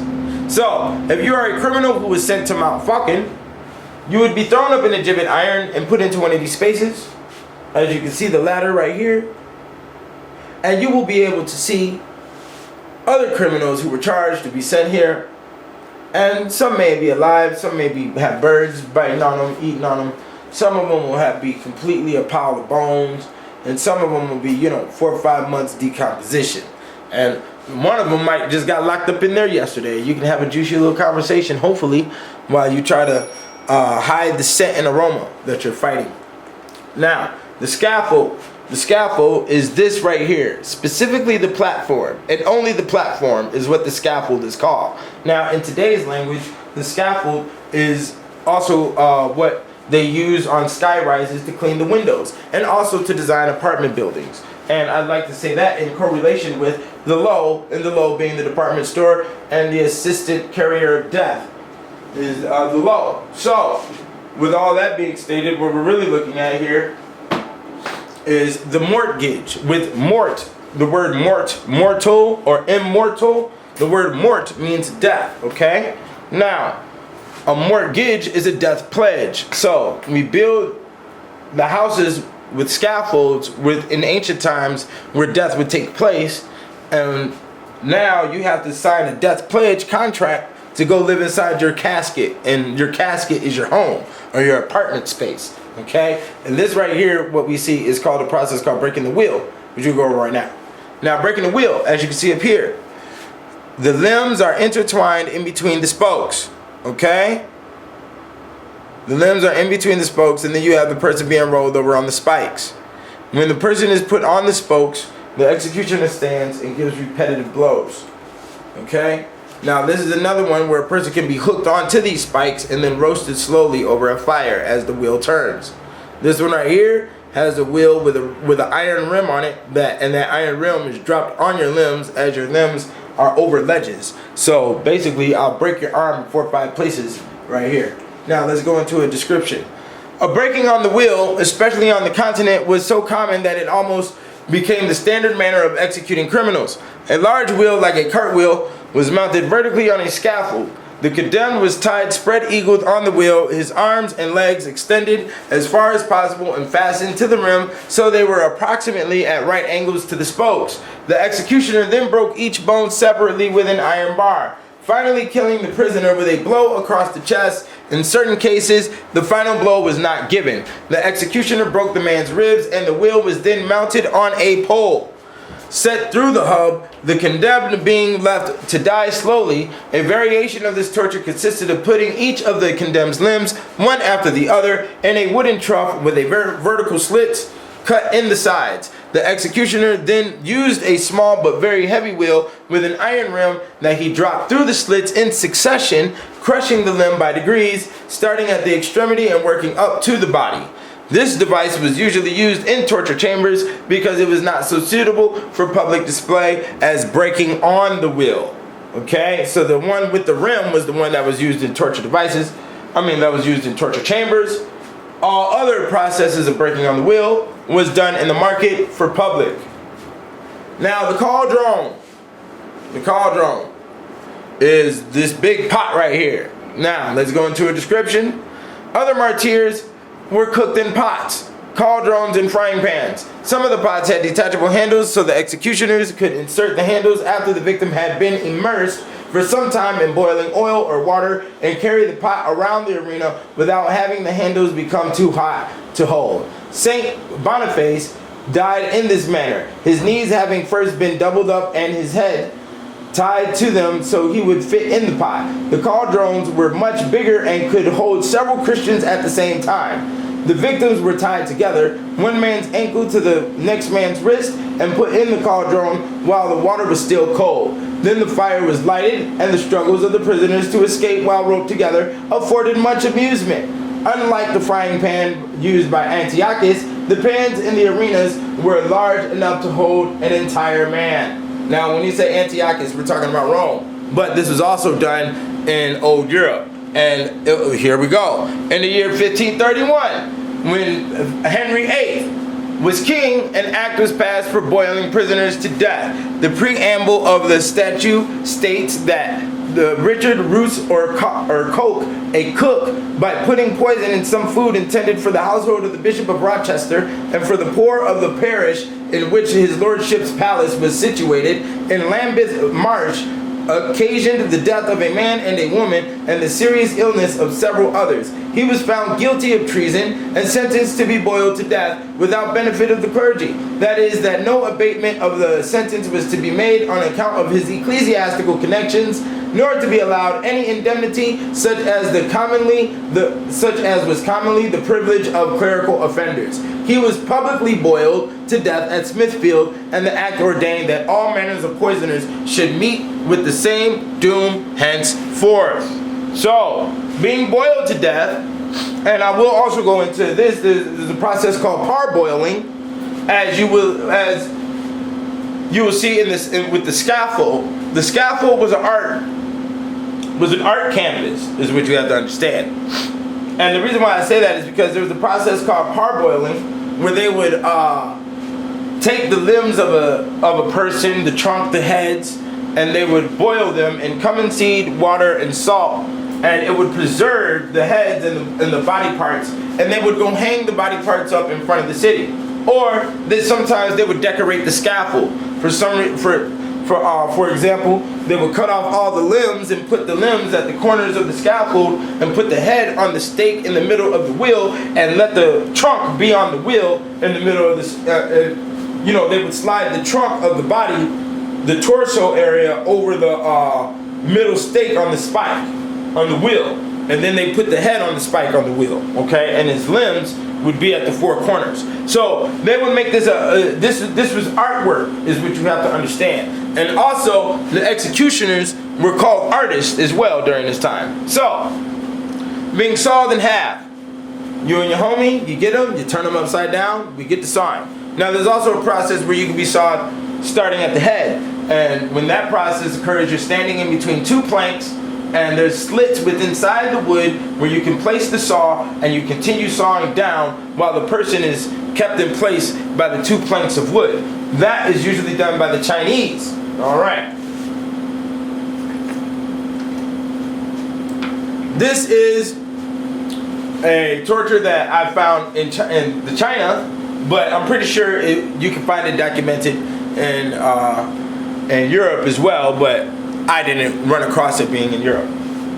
Now, the strips of flesh were then cut off with a sharp knife, and the shirt tightened again. A more common form was simply to cut off portions of the body one after another according to a carefully devised plan that would keep the victim alive until the end. However, this generally meant that the number of cuts had to be limited to 120, 72, 36, or 24.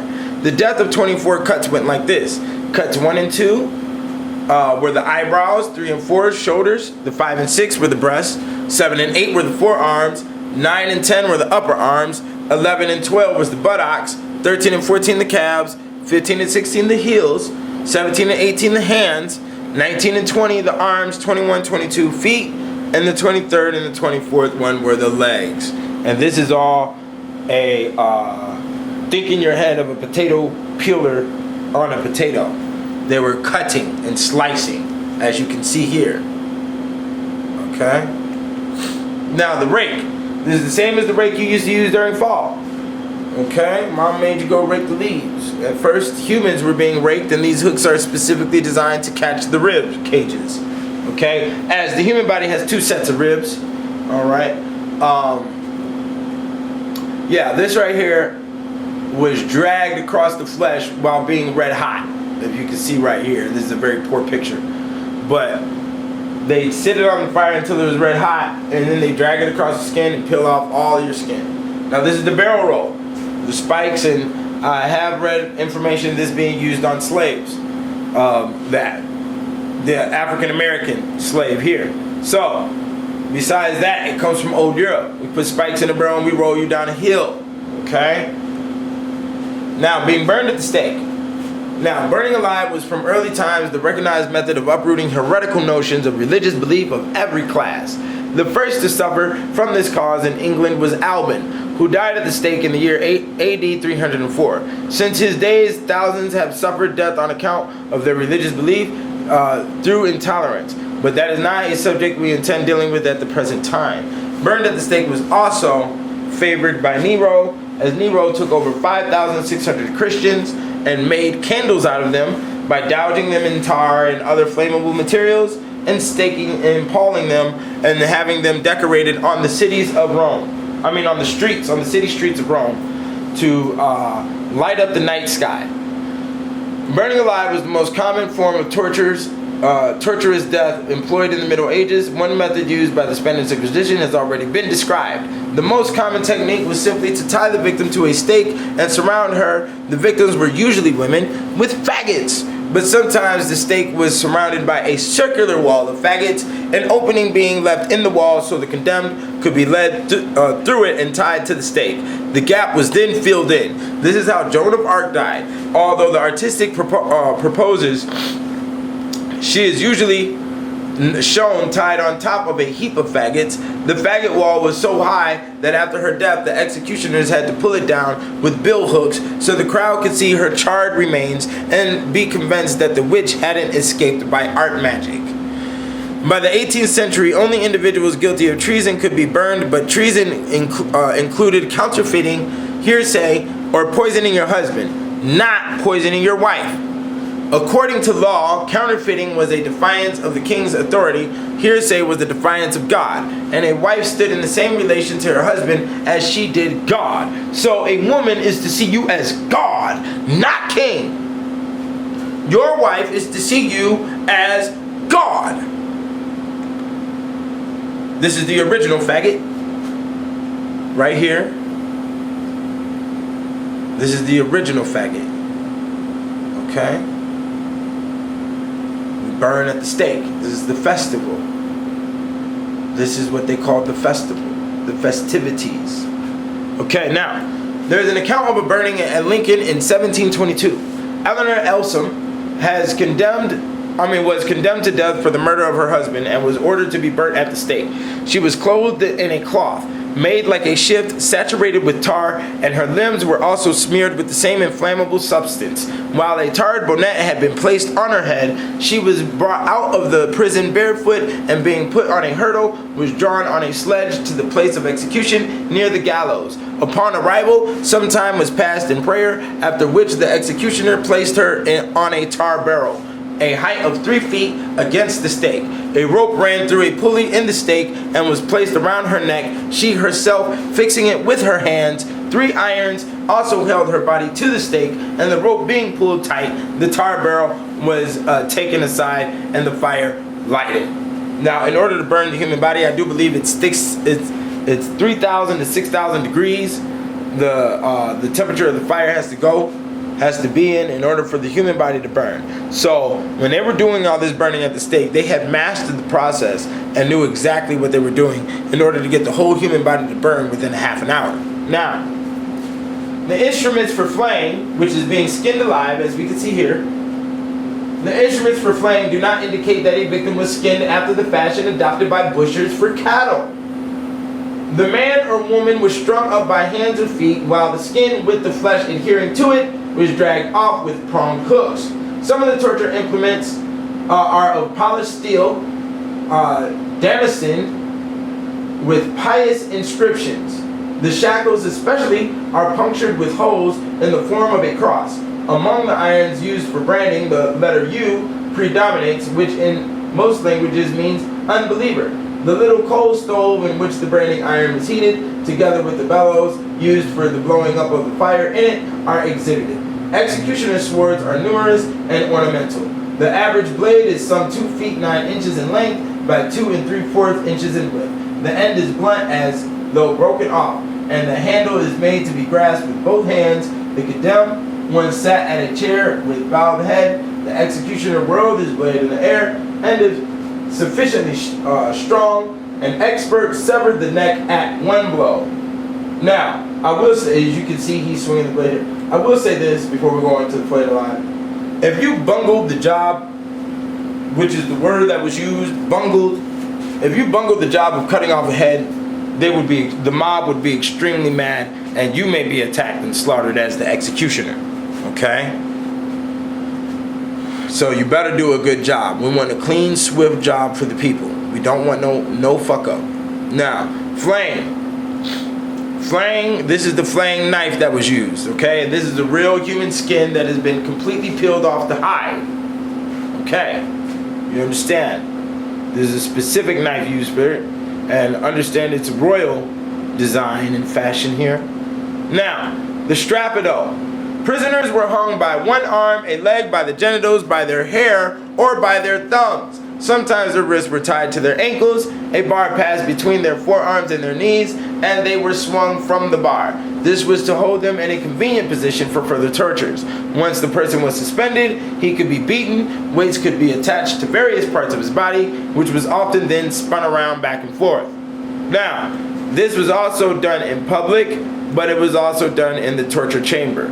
And when you look up the strapado, it's going to be correlated with the Spanish Inquisition and the torture chamber. And you have to understand that these weights right here, like was stated on a prior torture tool, that they would inscribe all types of words. So sometimes these weights would be designed like Jesus' head, or a cherubim, or a seraphim, or some other Satan's head, or some other type of image that they would use and shape the weights into those entities. And they would also write words and inscribe all types of words on them as well. Now, empalement. Now, this is very serious here. A lot of people wonder how empaling happens. I'll show you. As you can see, this man is holding down his neck. We put the stake up the fundament, which the fundament is a word that they would use for anus back in ancient Germany. So, we have strings tied to the feet here. We have a hole in the ground over here. And when we put this end of the stake in the hole of the ground, we lift the stake up by pulling the man down onto the stake, and then hence he is impaled. Or, as you can see here, lay him down and then jam the stake in him with the mallet. Okay? This one right here is showing women being burnt and roasted. Okay? Alright. Now this is a garrote. This made it all the way up into the 1900s. This made it into the jails. Okay? This is a choking device, and as you can see, this right here would split the column of your spinal cord connected with your skull. Alright? Now, hanging, drawn, and quartered, as I said earlier, you can be drawn or dragged to the scaffold where the execution will take place. Now, quartering was inflicted on traitors whose remains were exhibited on the city gates by parboiling, as I mentioned earlier, and the heads of women executed for child murder were nailed above the gallows. And there was a lot of infanticide, and there was a lot of women murdering their children in old Europe during these time periods. Another dramatic and occasionally used form of execution was being dragged apart by 4 horses. A horse was fastened to each limb, and the animal was driven in opposite directions. The torture could be prolonged almost indefinitely, the horses being forced to pull in quick jerks and then stopped. The process then took 5 to 6 hours. At last, the horses were whipped up and all 4 limbs came off, leaving the still living trunk. As the tendons of the human body are astonishingly strong, the executioners were often forced to help the horses by cutting the muscles. Alright. Now, Collingbourne. Collingbourne wrote the following couplet respecting Catesby, Ratcliffe, and Lovell, giving their advice to Richard III, whose crest, it will be remembered, was a white boar. The cat, the rat, and Lovell the dog rule all England under a hog. This was written in 1435. For writing the foregoing couplet, Collingbourne was executed on Tower Hill.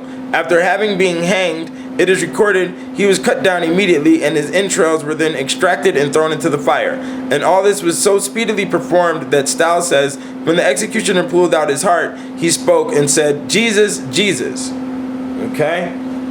Now they used to rip out the heart of the traitors, and they would do it, and they had a form of disemboweling you where you would be alive during the entire process. And before they disemboweled you, they would usually castrate your genitalia and make you watch it being burned in the fire. There was a lot of psychological implication that was going down when all of these things were occurring. Now, pressed to death. You see, you put a piece of wood on top, and you put the weights on top, and you press them down. The manner in which this exceedingly great torture was inflicted was as follows: that the prisoner shall be remanded to the place from whence he came, and put in some low, dark room, and there laid on his back, without any manner of covering except a cloth round his middle, and that as many weights shall be laid upon him as he can bear, and more, and that he shall have no more sustenance but of the worst bread and water, and that he shall not eat the same day on which he drinks, nor drink the same day on which he eats, and he shall so continue till he die. So they had a process of even eating where they could create basically a concrete mass in your body. Okay? And that concrete mass would be sufficient for the suffocation of you when we put these weights on you. Alright? So, the ducking stool. This is the tumbrel that I said that can be turned into a torture device. Now I want you to look at this very closely here, because what you see here is actually the psychological trauma that's been incorporated in so many generations of European children that they try to enforce this same imagery on us through our horror movies of today. If we look at females such as the one given to us on The Ring, we will see that her hair gives an appearance of wetness. And the clothing that she wears is also an appearance of wetness, which comes from over 1,000 years of dunking women in water because they had too much mouth on them.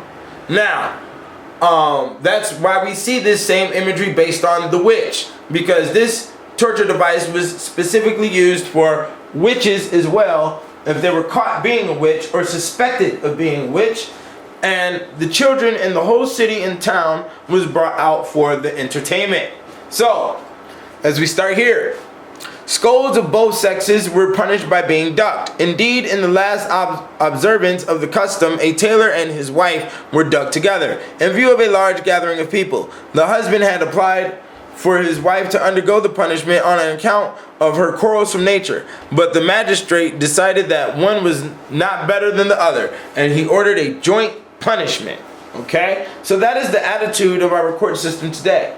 If you are immature, if you cannot handle your problems on your own, and you come here to my court, I can do whatever the hell I want to with you and her. It doesn't matter. You understand? That is the mentality of this country. That has always been the mentality, and it is a wise mentality. It enforces you to be an adult instead of being a fucking immature child and expecting everybody else to pick up your fuck-ups. Okay? It forces you to think and to be a thinker and to be responsible. Alright? That's what we have today. Now, if we continue right here, the ducking stool, and assisting in the operation of cooling by its means the inflammable passions of some of the female inhabitants of Ipswich. Okay? The inflammable passions of the females. Mr. Bilby, who held the office of the town's husband, was ordered to take care that the ducking stool should be provided at the south end for the benefit of scolds and unquiet women. Okay? Now, they placed the woman in this chair and so plunged her into the water as often as the sentence directs, in order to cool her immoderate heat. You're hot. You're hot. You have no power within the mouth that you run. So we need to put this mouth at a cease, and we will do that by cooling your heat. You're hot. Okay? Put you in the ducking stool. Now this is very interesting here. This is the Halifax gibbet. This is the precursor to the guillotine. Understand that in ancient times of old Europe, if a horse broke your leg, you were entitled to break the horse's leg. So, why you see the horse right here means that he is the one pulling the string that is going to decapitate said person right here. Now, the thing that is different about the Halifax gibbet and the guillotine is not only the blade, but it is also the sharpness of the blade. The Halifax gibbet is a dull blade, so it does not specifically slice off the head. What it aims to do is to crush the neck to pull off, so the head will fall off. So this blade comes down and it breaks the spinal cord. It isn't aimed to chop it off, but it will do so due to the speed and the weight. All right. So if you committed an offense on an animal, the animal was to commit the same offense back on you, and that was the attitude of old Europe. So here we go. If it be so that the offender be apprehended for an ox, sheep, kine, horse, or any such cattle, the self beast or other of its kind shall have the end of the rope tied somewhere unto them, so that they, being driven, do draw out the pen, whereby the offender is executed. And they'd also do this for the people if an offense was against a person. Okay. There is and has been of ancient times, says Holinshed, a law or rather custom at Halifax, that whosoever doth commit any felony and is taken with the same, or confess the fact upon examination, if it be valued by 4 constables to amount to the sum of 13 pence halfpenny, 13 pence halfpenny, he is forthwith beheaded upon one of the next market days, which fall usually upon the Tuesday, Thursdays, and Saturdays, or else upon the same day that he is convicted, if market be holden. Now, understand what we have right here. What you're really looking at is that human slaughter at the market is so important for the process of the money and for the shopping and for the common man, that if any crime is committed, that we will wait until the next market day for said slaughter to happen, so everybody can be entertained and watched. Now, this is the guillotine. Okay? So, for us to watch all of this murder on TV, for us to watch the horror movies, it's feeding, it's maintaining, and it's calming a hunger. Okay? Now, the intestinal crank here. Alright? This was done publicly. Understand this. These are public devices that were done in the market. Alright? Now, I have an example here.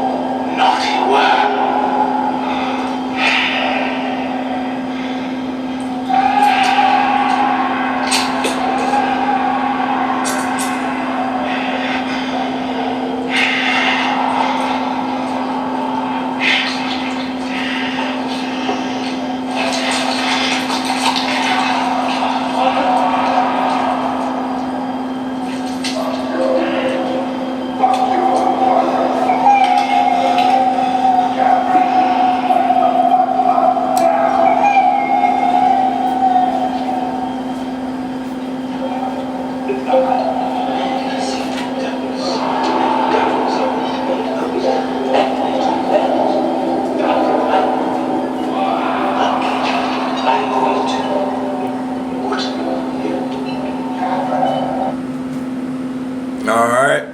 Heavy metaphysics right here on how they use the name Catherine inside this movie. And they had a lot of torture devices from ancient times, because breaking the wheel, that process is called actually the St. Catherine's wheel. Alright. So we're going on the next one, the torture chamber. Torture was introduced for the express purpose of extracting confession, being authorized by Pope Innocent in a bull issued in 1252. The Inquisitors reduced torture to something approaching a fine art, and in the process showed the possession of much psychological knowledge and insight, the procedure being nicely calculated to wear down the resistance even of the strongest minded and most powerfully built man. First, the accused was threatened with torture, which threat in itself had often the desired effect. If this failed to extort a confession, he was conducted to the torture chamber and shown the instruments used. This torture chamber was designed to afflict all except those possessing nerves of iron, with horror, dread, and despair. It was usually an underground apartment, devoid of windows and lighted with nothing better than a couple of candles.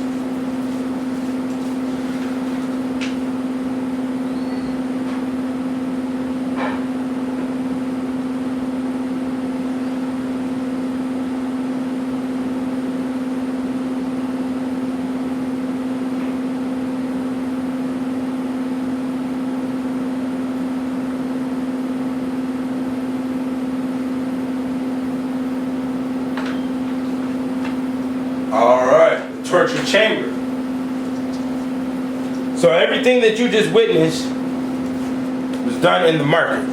Now we're going down into the torture chamber. This is the Spanish Inquisition moves. All right, now this is the torture chamber. We understand we have the gibbet iron right here.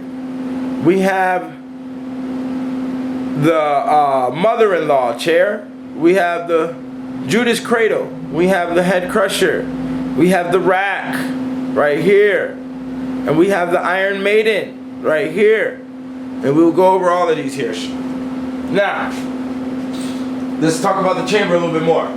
The Inquisition made torture more than merely a method of inflicting pain. They transformed it into an art and science. Great emphasis was put on the psychological approach preceding the actual torture. The accused was arrested at night, pulled out of bed by the black-robed, masked familiars, and taken to the dungeons in utter silence. Here he was left for several days in solitary confinement and complete darkness. When he was judged to have reached the breaking point, the same masked figures suddenly seized him and dragged him to the torture chamber. Here behind a long table sat other mysterious figures with the accused record spread out before them. The floor of the room was covered with sand or sawdust to soak up the blood, and along the wall were arranged the torture instruments, painted red or black. The torturers, naked to the waist and wearing black masks, stood among the terrible tools of their trade with folded hands. The only light came from flickering candles. On the walls were inscribed mottos such as De Mortias Nil Nisi Bonum, say nothing but good of the dead, or Ad Mala Patrata Hoc Sant Atra Theater Parata, which are dark theaters are suitable for dark deeds. Okay, so like I stated before, there's a lot of inscriptions on the walls, a lot of incarnations of names and other words being used. Anyways, the prisoner was not told what charges were laid against him. He was told only to confess. If he did not or could not, the Inquisitor General warned him. Remember that you do not pass into our hands for an hour or a week or even a year, but until the day you die. And even then, you spend eternity suffering the pains of hell. If the prisoner still proved obdurate, he was handed over to the executioners, who usually began by telling him, "We will torture you until you are so thin that the light will shine through you." Then the torture commenced. It started out with maybe an eye spoon. This eye spoon is Byzantine Empire, okay? And also notice the cross written on it, okay? This is the lead sprinkler. The lead sprinkler is the origins to your salt and pepper shaker, and the salt grinder. The top half of the spear is removed and the lower half is filled with molten metal, boiling oil or boiling water. Flicking the sprinkler towards the pinioned victim showers them with the boiling contents of this nasty holy water sprinkler. That is also related to what we find in BDSM with candle wax dripping, the burning sensation.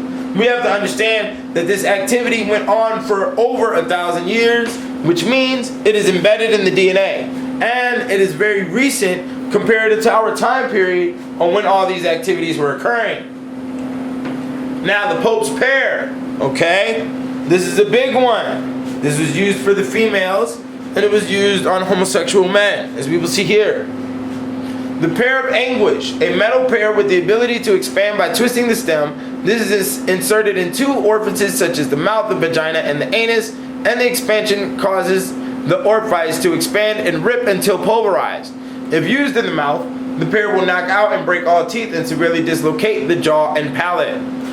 Pope's pear, the pear of anguish. It was sometimes called this because Pope Innocent XIII endorsed the use of this device anally against homosexuals during the Spanish Inquisition. Let's look at it again. This is red hot, and we insert it into the anal. Okay, this is the iron boot. Iron boot is not the same as the iron shoe. Iron boot, specifically being Spanish, used in the torture chamber. We put both feet inside the boot, and then we put wedges in between the legs. These wedges, being of wood, are slammed with a mallet until the legs and the feet and the legs and the knees are completely separated, and the bones of the legs are crushed. And obviously, the cartilage of the knee joint is completely destroyed. Okay, this is the foot press. Now also understand, while we're looking at all this pressing and all this mallet, you have been subconsciously trained with images of this when you look at the slapstick cartoons such as Tom and Jerry, you know, the Road Runner, Mighty Mouse, so on and so forth. There was always a slamming of a mallet to make a hand flat, or to make a foot flat, or to make a head flat. This is where the psychological positions of all of this comes from. You understand? Including your horror movies, okay? Including the repetitive images of houses being burnt up and cars blowing up, is the repetitive images they've seen of stuff being burnt down during old Europe, okay? As arson is a large crime amongst the old documents, the old criminal documents of Europe. Now, when we look at this, it's not as large as you may perceive it to be. This will either fit over the femur area of the leg, the lower leg from the knee to the ankle, or it will go over the thigh. And obviously, as you can see through these pegs, it will obliterate the muscle and tear up the bone and completely crush the bone. As you can see, there is a second one sitting right here, is standing up. Okay. Scavenger's daughter. As you can see, how the person is fitting inside the scavenger's daughter, but in this one, usually the body would be on the outside of the bars, and the legs would be chained to be underneath the feet. With this being squeezed together, you can go through some very, very serious, breaking of the bone. Now here, this is the one that's gonna make your head damn near blow up. This will make it start bleeding at the nose, bleeding at the mouth, bleeding at the ears, bleeding at the eyes and shit. When you get into this one, and they squeeze you in with the pumping device that's at the top to make it tighter and tighter. Okay, this is also a Scavenger's Daughter redone, the deluxe. Okay, this is a skull crusher. You put your head up in here, we twist it down, we crush your skull, make your eyes pop out your head first, so on and so forth. This one has pegs on it more so than this one has spikes. Okay, now the pit and the pendulum. The pit and the pendulum historically is first mentioned with Edgar Allan Poe, which Edgar Allan Poe would write fantasy stories. Is this a real device? Personally, I don't think so. I don't think so because of space reasons. There's a lot of other reasons. It took too long. Well, they didn't really care about time when it came to the torture devices, even though a lot of tortures were timed, okay? But they didn't really care about they had all day to do it, basically is what I'm saying. But they would time you on how long you sat in a device. And as you can see here, they would this person was tied down on the bar underneath the pendulum, and hungry rats were released on him while the pendulum slowly comes down inch by inch as it's swinging back and forth. That's how they were designed, were to come down swinging back and forth from the sky. Now this is a real pendulum, and supposedly this comes out of England, but as I stated before, there's no historical documents describing this this pendulum situation and how it was used besides Edgar Allan Poe. All right, but supposedly this is one that's dated from the 17th century. Okay, now the water torture. The water torture was considered the most terrible and used when other means had failed. The prisoner was tied to a ladder with his head lower than his feet. An iron prong was used to force his mouth open, and a strip of linen pushed down the throat. The water was slowly dropped on the linen until the prisoner, in his efforts to avoid being strangled, swallowed the strip. The strip was gradually withdrawn, covered with blood and mucus. The process was then repeated. The amount of water used was carefully measured and could never exceed 8 quarts at any one time, otherwise the prisoner might suffocate. Now, they had it mastered. They had this process mastered to where they could bloat your body up to be 3-4 times bigger than it without you drowning. Okay, without you internally drowning through your liver. Okay, and they could blow your body up and blow your eyeballs up to the point where your eyeballs are uncontrollable in your head, and you are completely fat and bloated with water. Okay, those specific circumstances differed, In every case, a restrained and gagged victim was forced to swallow by means of a funnel a large amount of unappetizing, sometimes boiling liquid, molten lead or brass. Substances such as urine, excrement, liquid manure, and sewage were used for this purpose. And blood of other victims, menstrual blood. There's a lot of things that they would pour down your mouth. It wasn't water. They just call it the water torture to hide the liquid. Now the rack. These are all real racks. This is the ladder rack. This is the rack, and there's spikes on the table if you look closely. This one has the rolling spikes on it, which was created later. This is an account stated by a person who got put to the rack.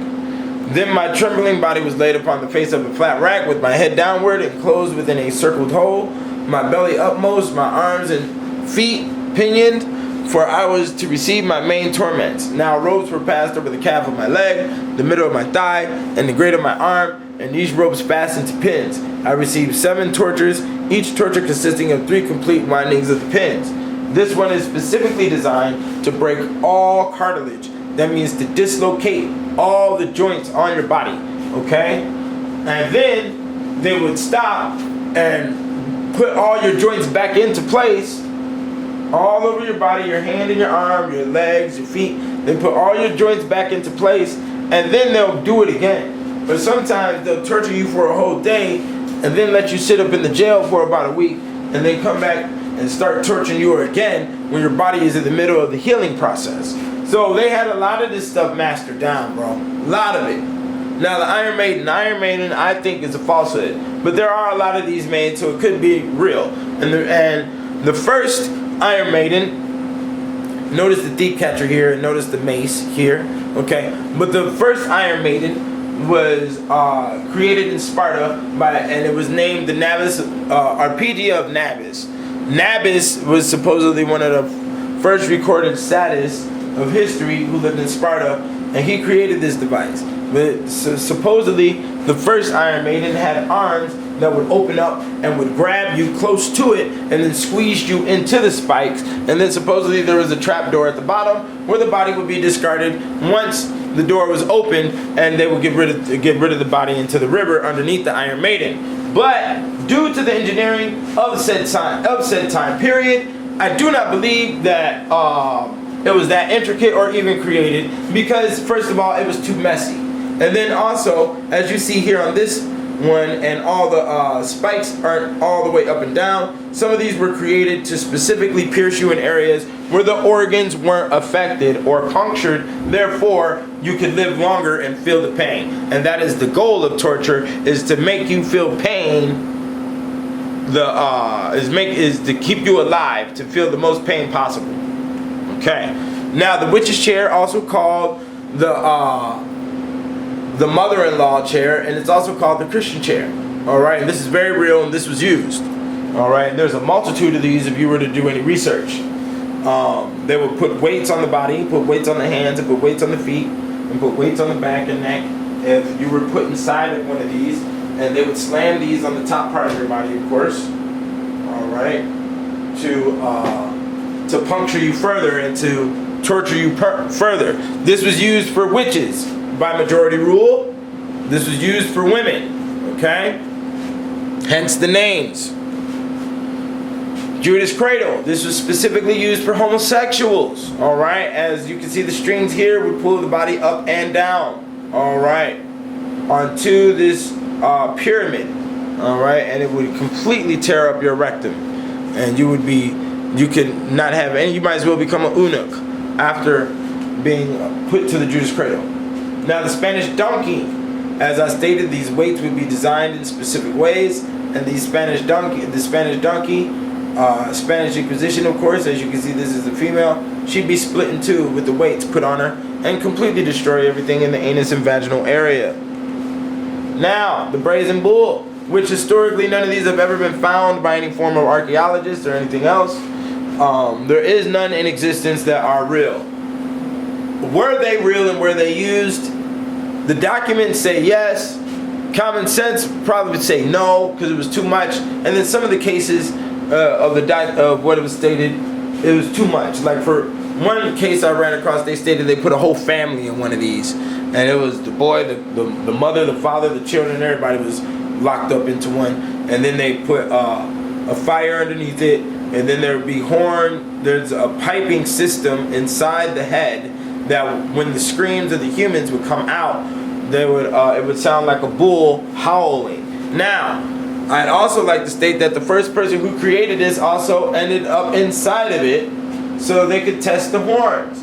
But then the emperor of the time, I forgot his name, took him out and threw him off the hill. He didn't let him die inside there. But he said, just because you have such a heinous mind and you've now shown us your form of profession is death, we will solidify it with your death. Okay, and they pushed him off the cliff. So I don't think this is real personally, but there's many pictures of it, there's many drawings of it, and there's many mentionings of it. So it could be. Now the jail. This is, if you can notice here, the crown symbol. This is used in Britain, I think, against the naval army. Okay, and it was used for liars and thieves inside the jail, and they would slam this on your hand basically and brand you with it. Okay. Now this is the liar's rack. This was also used in prison. Okay, and you would have to balance yourself with these hooks right here, and they have weights. As you can see, the digital version I have right here. And then there'd be a turning pike on the side that they would turn, and this would destroy all of your groin. Okay, in the middle. Okay. Now the treadmill. This is where your treadmill device comes from that you're working out with. This is originally incorporated inside jails, and it's a circular device, as you can see. And the only reason they made prisoners start doing this is because they had nothing else for the prisoners to do, so they wanted them to get to work. All right. And I've also found this to be used during African slave trade, but only in Jamaica. Now, the whirligig is another one, but this was used by military punishment. Okay, the British Naval Army, the British Navy is the British Navy has the most tortures documented under them being used on their own soldiers than any other people in history. So if you really want to look up some heinous stories pertaining to pirates, or if you want to go down the pirate lane, you probably want to start with the British Navy. All right, now this is a whirligig, and they would just continue to spin you until you threw up everywhere and completely disoriented, and you were embarrassed by the people in the audience who are laughing at you. Okay, that was maybe about 20% to 30%. The reasoning for all tortures was either high level of sexual gratification, as you may have seen during the Spanish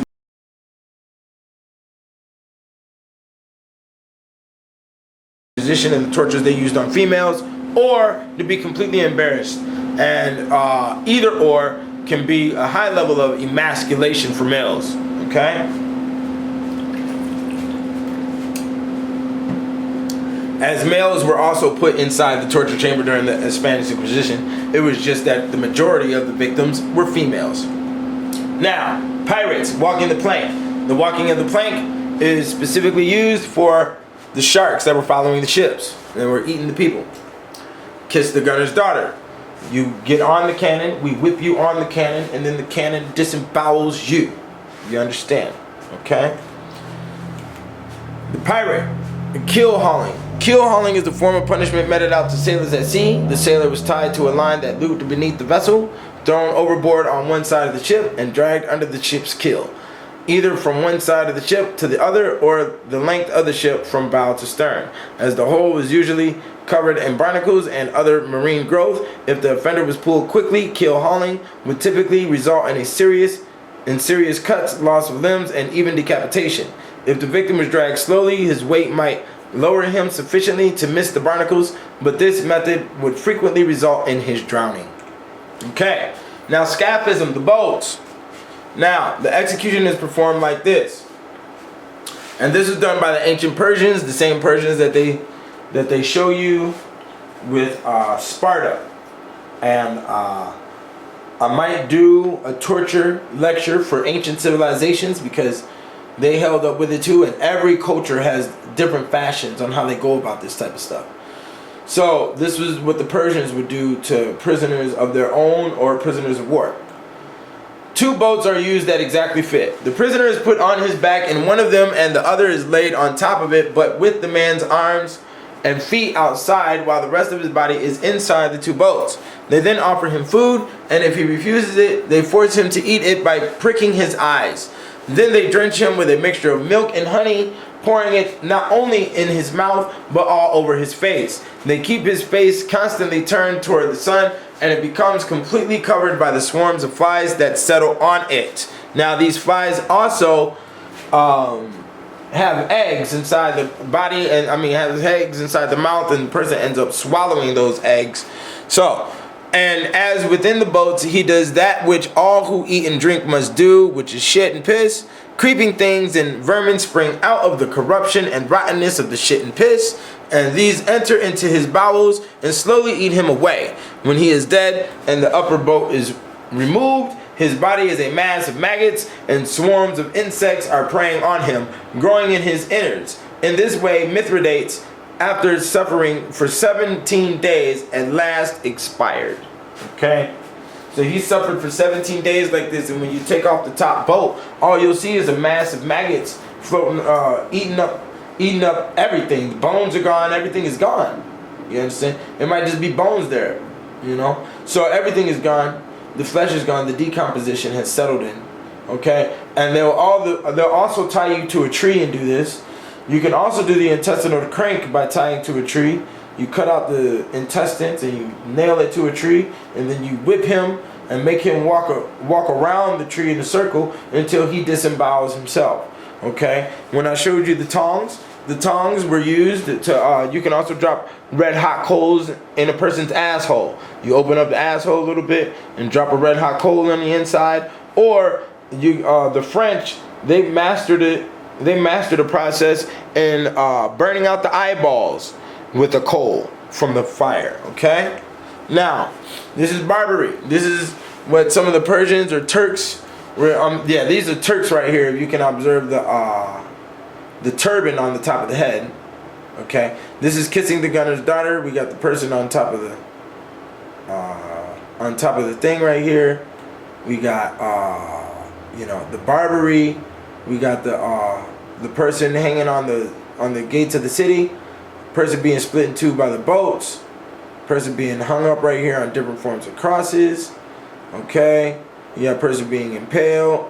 The barrel roll. Person being built inside the wall. Now, there's a lot of the built inside the wall thing, especially for the old Catholic churches. Nuns that were being caught being promiscuous were killed and were put inside the wall as the wall was being built on the chapels. And that's also for the infant children who were being born out of adulterous unions and incestuous unions. They would be built inside the wall. And that is also the true essence of meaning laying a cornerstone to the building. Because usually this cornerstone, which is cement, has human bones inside of it. Okay?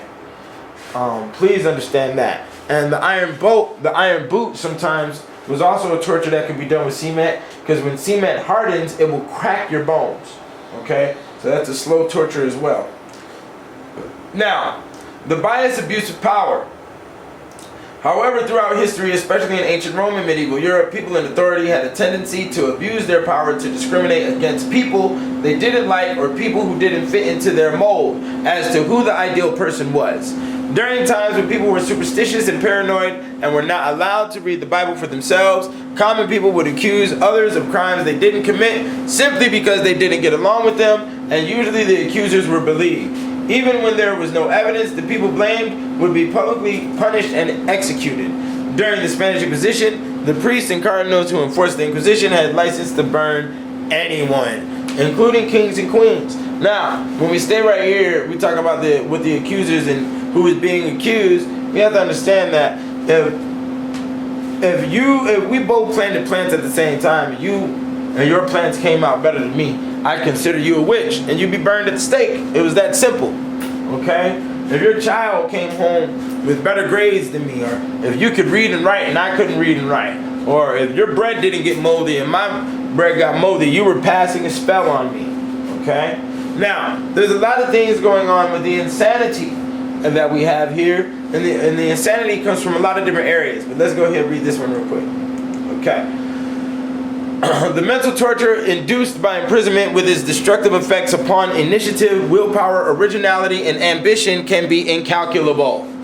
Upon some natures, the segregation of mind is even more paralyzing and cumulative in its effects than is any form of physical segregation. The contention that the modern prison is a convalescent home or a rest camp and errs on the side of leniency or beneficence is an erroneous, and its implications, as are the ideas secured by visitors who are conveyed around a model prison upon a tour of inspection. So we have to understand here is that what he's stating is that you may think that because they're sitting in a box in a jail and they get 3 meals a day, that they're not getting any form of torture. When you have to understand that all torture is psychological like everything else on this planet. So the form of torture that we see today, which is jail or the penitentiary system, is actually supposedly the sharpest form of torture, but that's only towards the centuries before us, not the centuries ahead of us. You see, what has happened with mankind and what has happened during the course of this torture that was going on in old Europe was conformity, adaptation. We got bored. Nobody was scared of being slaughtered. Nobody was scared of going to the scaffold and getting their arms ripped off or getting their head chopped off. Why? Because I was raised watching it. I've seen it so many fucking times that it doesn't do nothing to my brain. There is no fear. Okay? Now, right now, there is no fear of penitentiary. But there is a fear of the guillotine. There is a fear of the breast ripper. There is a fear of being walked around the city with branks on your head. There is a fear of that right now. Why? Because it is unknown to the people. And what people do not know, they fear. Because you don't know the result. And you haven't studied it. You don't even know the soul ripping that occurs when some of these things are implicated and when they're done, or what they're designed to do, especially to your whole person and your character, to rip the sinews out of the person. The sinews is a word that was used in correlation to power and specific muscle strands that are inside the body that they knew would take out your whole function. Okay? Because some tortures specifically was based on ripping certain muscles out. So that arm would be disabled, but you'd still have it. So you'd look like a fucking mutant wherever you went. Okay? At any given time in Europe, going to the market, out of 10 people, you were most likely to see at least 3 to 4 with some type of mutilation done to them. And one of those 3 to 4 are going to be severely mutilated where they can't walk or they can't talk or they can't see. You see what I'm saying? This is the everyday shit that was going on in old Europe. This is the everyday probability that can occur right now. Why? Because the majority of the planet is in European mind frame and they do not know what European is. That is the whole point. Now, in closing, even though in modern times the Western Hemisphere has banned torture and execution, is illegal in many places, torture is and always has been around and will continue to be. Someday, when space travel becomes commonplace, we may execute people by throwing them into outer space naked or forcing them to go without oxygen. We may someday experience a new wave of torture in which new implements are invented unlike anything ever seen since ancient Rome, the Spanish Inquisition, or medieval England. Stamping out torture and execution completely will most likely never happen. Understand that you are on a violent planet. Okay? I got a couple of extra slides here, so we'll go through them. And the information that will be inside the book that I write based on this will be far greater than what you have seen today in the lecture. There will be far more information compacted in the book that will solidify the theory of it being attached to its origin. I mean, our modern day justice system being attached to the origins of the justice systems in Europe and the mentality, the nature, and the spirit which comes with that. Alright? Now, this is a toy that's found out of 17th century Italy of a demon, of a devil, basically, that talks to you. Okay? This right here is another form of breast ripper, and this right here is the iron gag. There's another form of iron gag. We put in the mouth, we shut your fucking mouth. When we take you to the execution, we will take you to the stake to burn your ass for your heresy, for your heretical ideas. your ideas that the earth spins around the sun is heresy.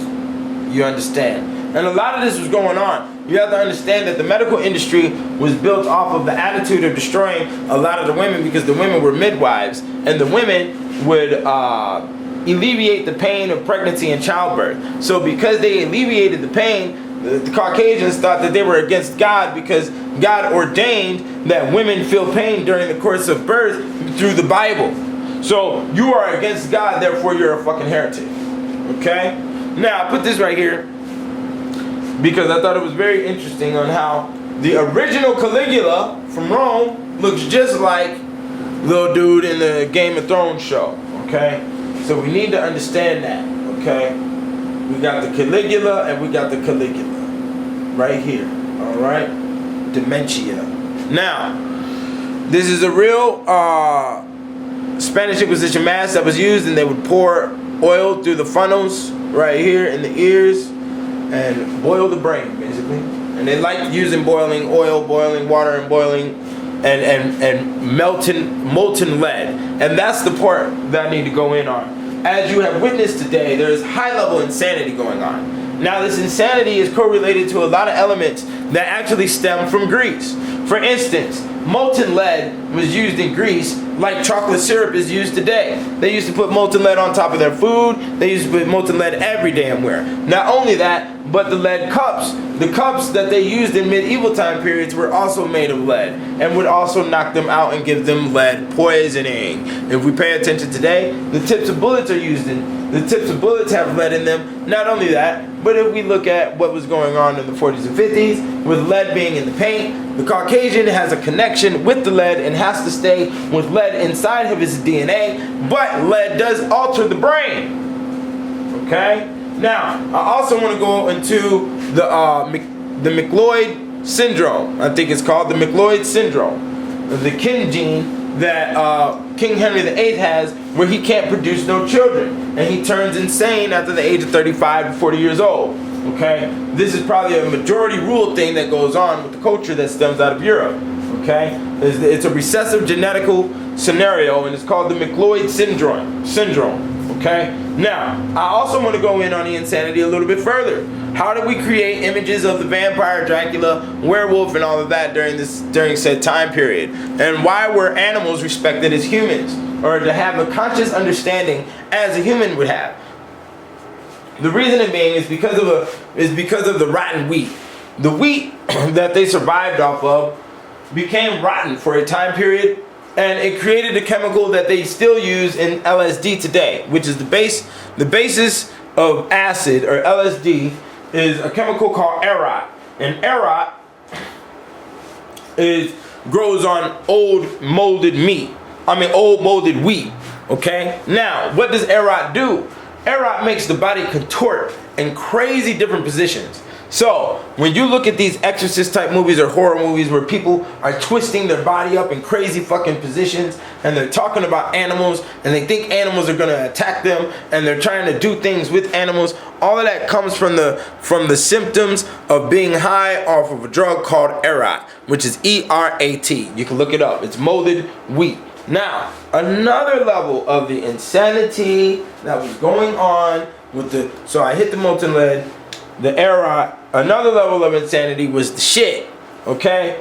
At any given time in old Europe, the ground was at least a foot to 2 feet thick with nothing but feces, the carcasses of dead rats, cats, dogs, horses, and even humans, and then fish as well, because fish were being sold in the market. Inside this foot to 2 feet thick hay, a mixture of dead bodies and feces and urine, and that feces and urine would also come from humans. You also had maggots, flies, fleas, lice. Okay? Now, maggots, the flies, lice, and fleas could also have lawyers in court, which is another fact that will be documented inside the book. And so could animals such as pigs and wolves. And there are cases that are famous throughout Europe of pigs and wolves being taken to court and being dressed as humans and being held in court as humans. Not only that, to go so far to say is that they invited other wolves and pigs to witness their fellow pig be taken to the goddamn stake and burned. You understand?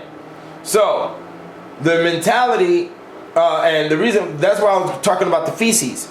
The feces, you can actually get high off of the smell of shit. So there is so much funky smell in the air, including with the dead bodies that's hanging in the air, that the smell alone would keep them intoxicated on a high level of dementia, and what we see right here. Now, these are straitjackets, which are also considered a torture device, and these right here are steaming chambers that were found in insane asylums in early America and old Europe. This is what it looks like when you are tar and feathered. As tar and feathering was a process that went on a lot, as you just witnessed. You heard me mention tar a couple of times during the course of the hanging and what went on at the scaffold. Okay? Now, this is the chair. This chair is a Chinese torture chair. This is not old Europe. This is a Chinese torture chair right here. I put it in here because I thought it was interesting. Okay? This is original congenital syphilis and what it did to people back in the day. This is what syphilis really looks like. Okay? This is what it'll do to you. This is a mask that was worn by doctors during the plagues. During the bubonic plague, doctors were seen wearing these type of masks, like a long bird, in order to heal people in order not to get sick. Okay? Which we will be talking, I will be doing a lecture on the Black Plague sooner or later here, but there are many things we need to discover. Okay, now this is the original Yoda, found in a 13th century document, religious document. I think this is Italian, and this is where Yoda from Star Wars comes from. I thought that was interesting, as there are many other beings drawn in these books that are the basis of a lot of movies, so-called like movie, The Never-Ending Story. Some of Jim Henson's work. There's a lot of other places throughout Hollywood where these entities have showed up. For instance, the flying monkeys of Wizard of Oz actually comes from one of these images drawn in one of these old religious documents. Okay, now last but not least, I put this up here to show you the truth. This picture was taken in, I think, in 1921. This happened in Tennessee, where they hung an elephant. So don't worry about us hanging no niggas. Don't worry about us hanging no crackers. We'll hang an elephant's ass if we got to. Don't fuck around. This is American justice, and we don't play with the shit. And I'm tired of irresponsible fucks out here that don't have enough seriousness in them and don't have enough masculinity in them. Okay? And they're creating these dumbass situations that we see on TV. Okay? Now we have to understand, before 1850, I do believe we were all in a masculine hell. You see, mammals prove their dominance by murder and death and killing. Okay? This is part of the reason why you don't know too much history about Africa. Why? Because their human sacrifices were far superior. That made their magic far superior, and it was harder to explain. Why? Because their social circles were completely Trump tight and strict, and everybody had their mama and daddy, and they still understood what love was. Okay? So there was a lot of things that are different in how human sacrifices went about, but in essence, Caucasians have created human sacrifice with all racial groups on the planet. That's why they're in the position that they are in, for number one. For number two, African Americans are the only group and only race of people on the planet that do not have wholesale slaughter or any type of successful revolution inside our DNA or blood. Okay? We have not committed torture on anybody.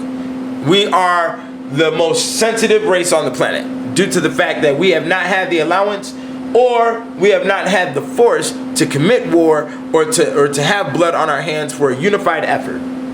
We cannot claim over 100 bodies, and that's why we are disrespected on this planet, because we have no power, and we have shown no power, and yet we have feminine ass niggas out here who will not guarantee that we get said power. Okay? So that's the reality. All right? So I think I've done it all with this one. This is the true torture lecture, man. We got more coming. It's gonna be more heat coming. You know, y'all fuck with me. Support what's going down. There's more information coming. I'm gonna have another lecture out before the summer's out, man. Y'all get at me. Peace. Oh, check the website, theguy720.com. Check everything that I'm doing everywhere. Support the music. Buy some jewelry. Get at me. Peace.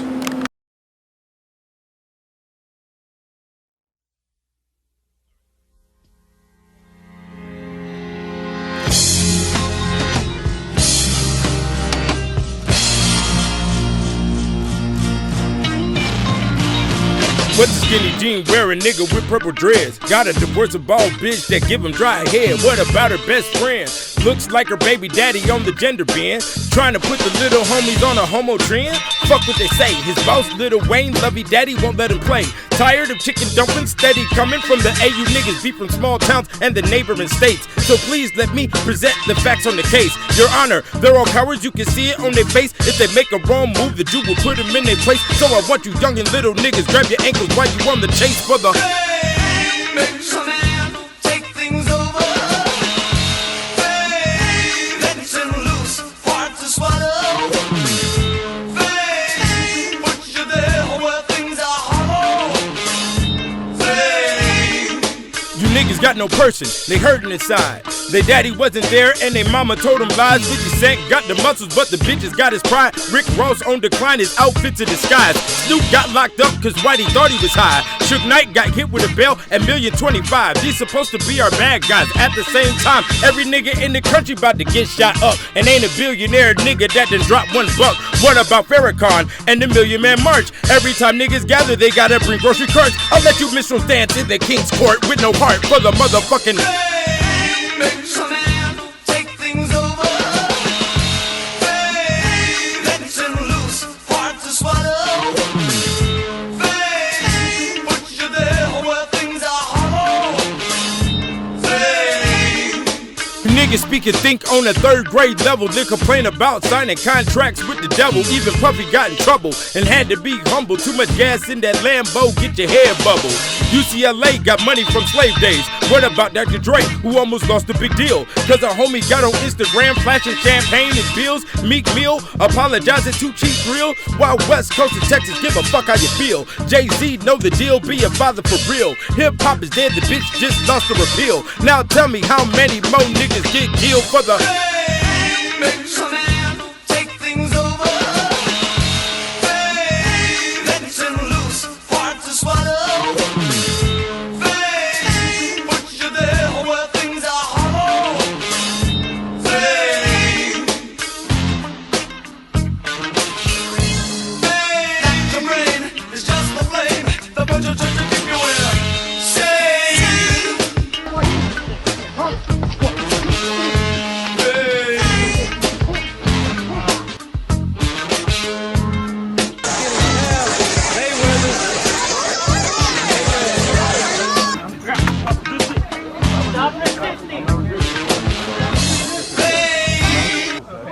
Not resisting, sir.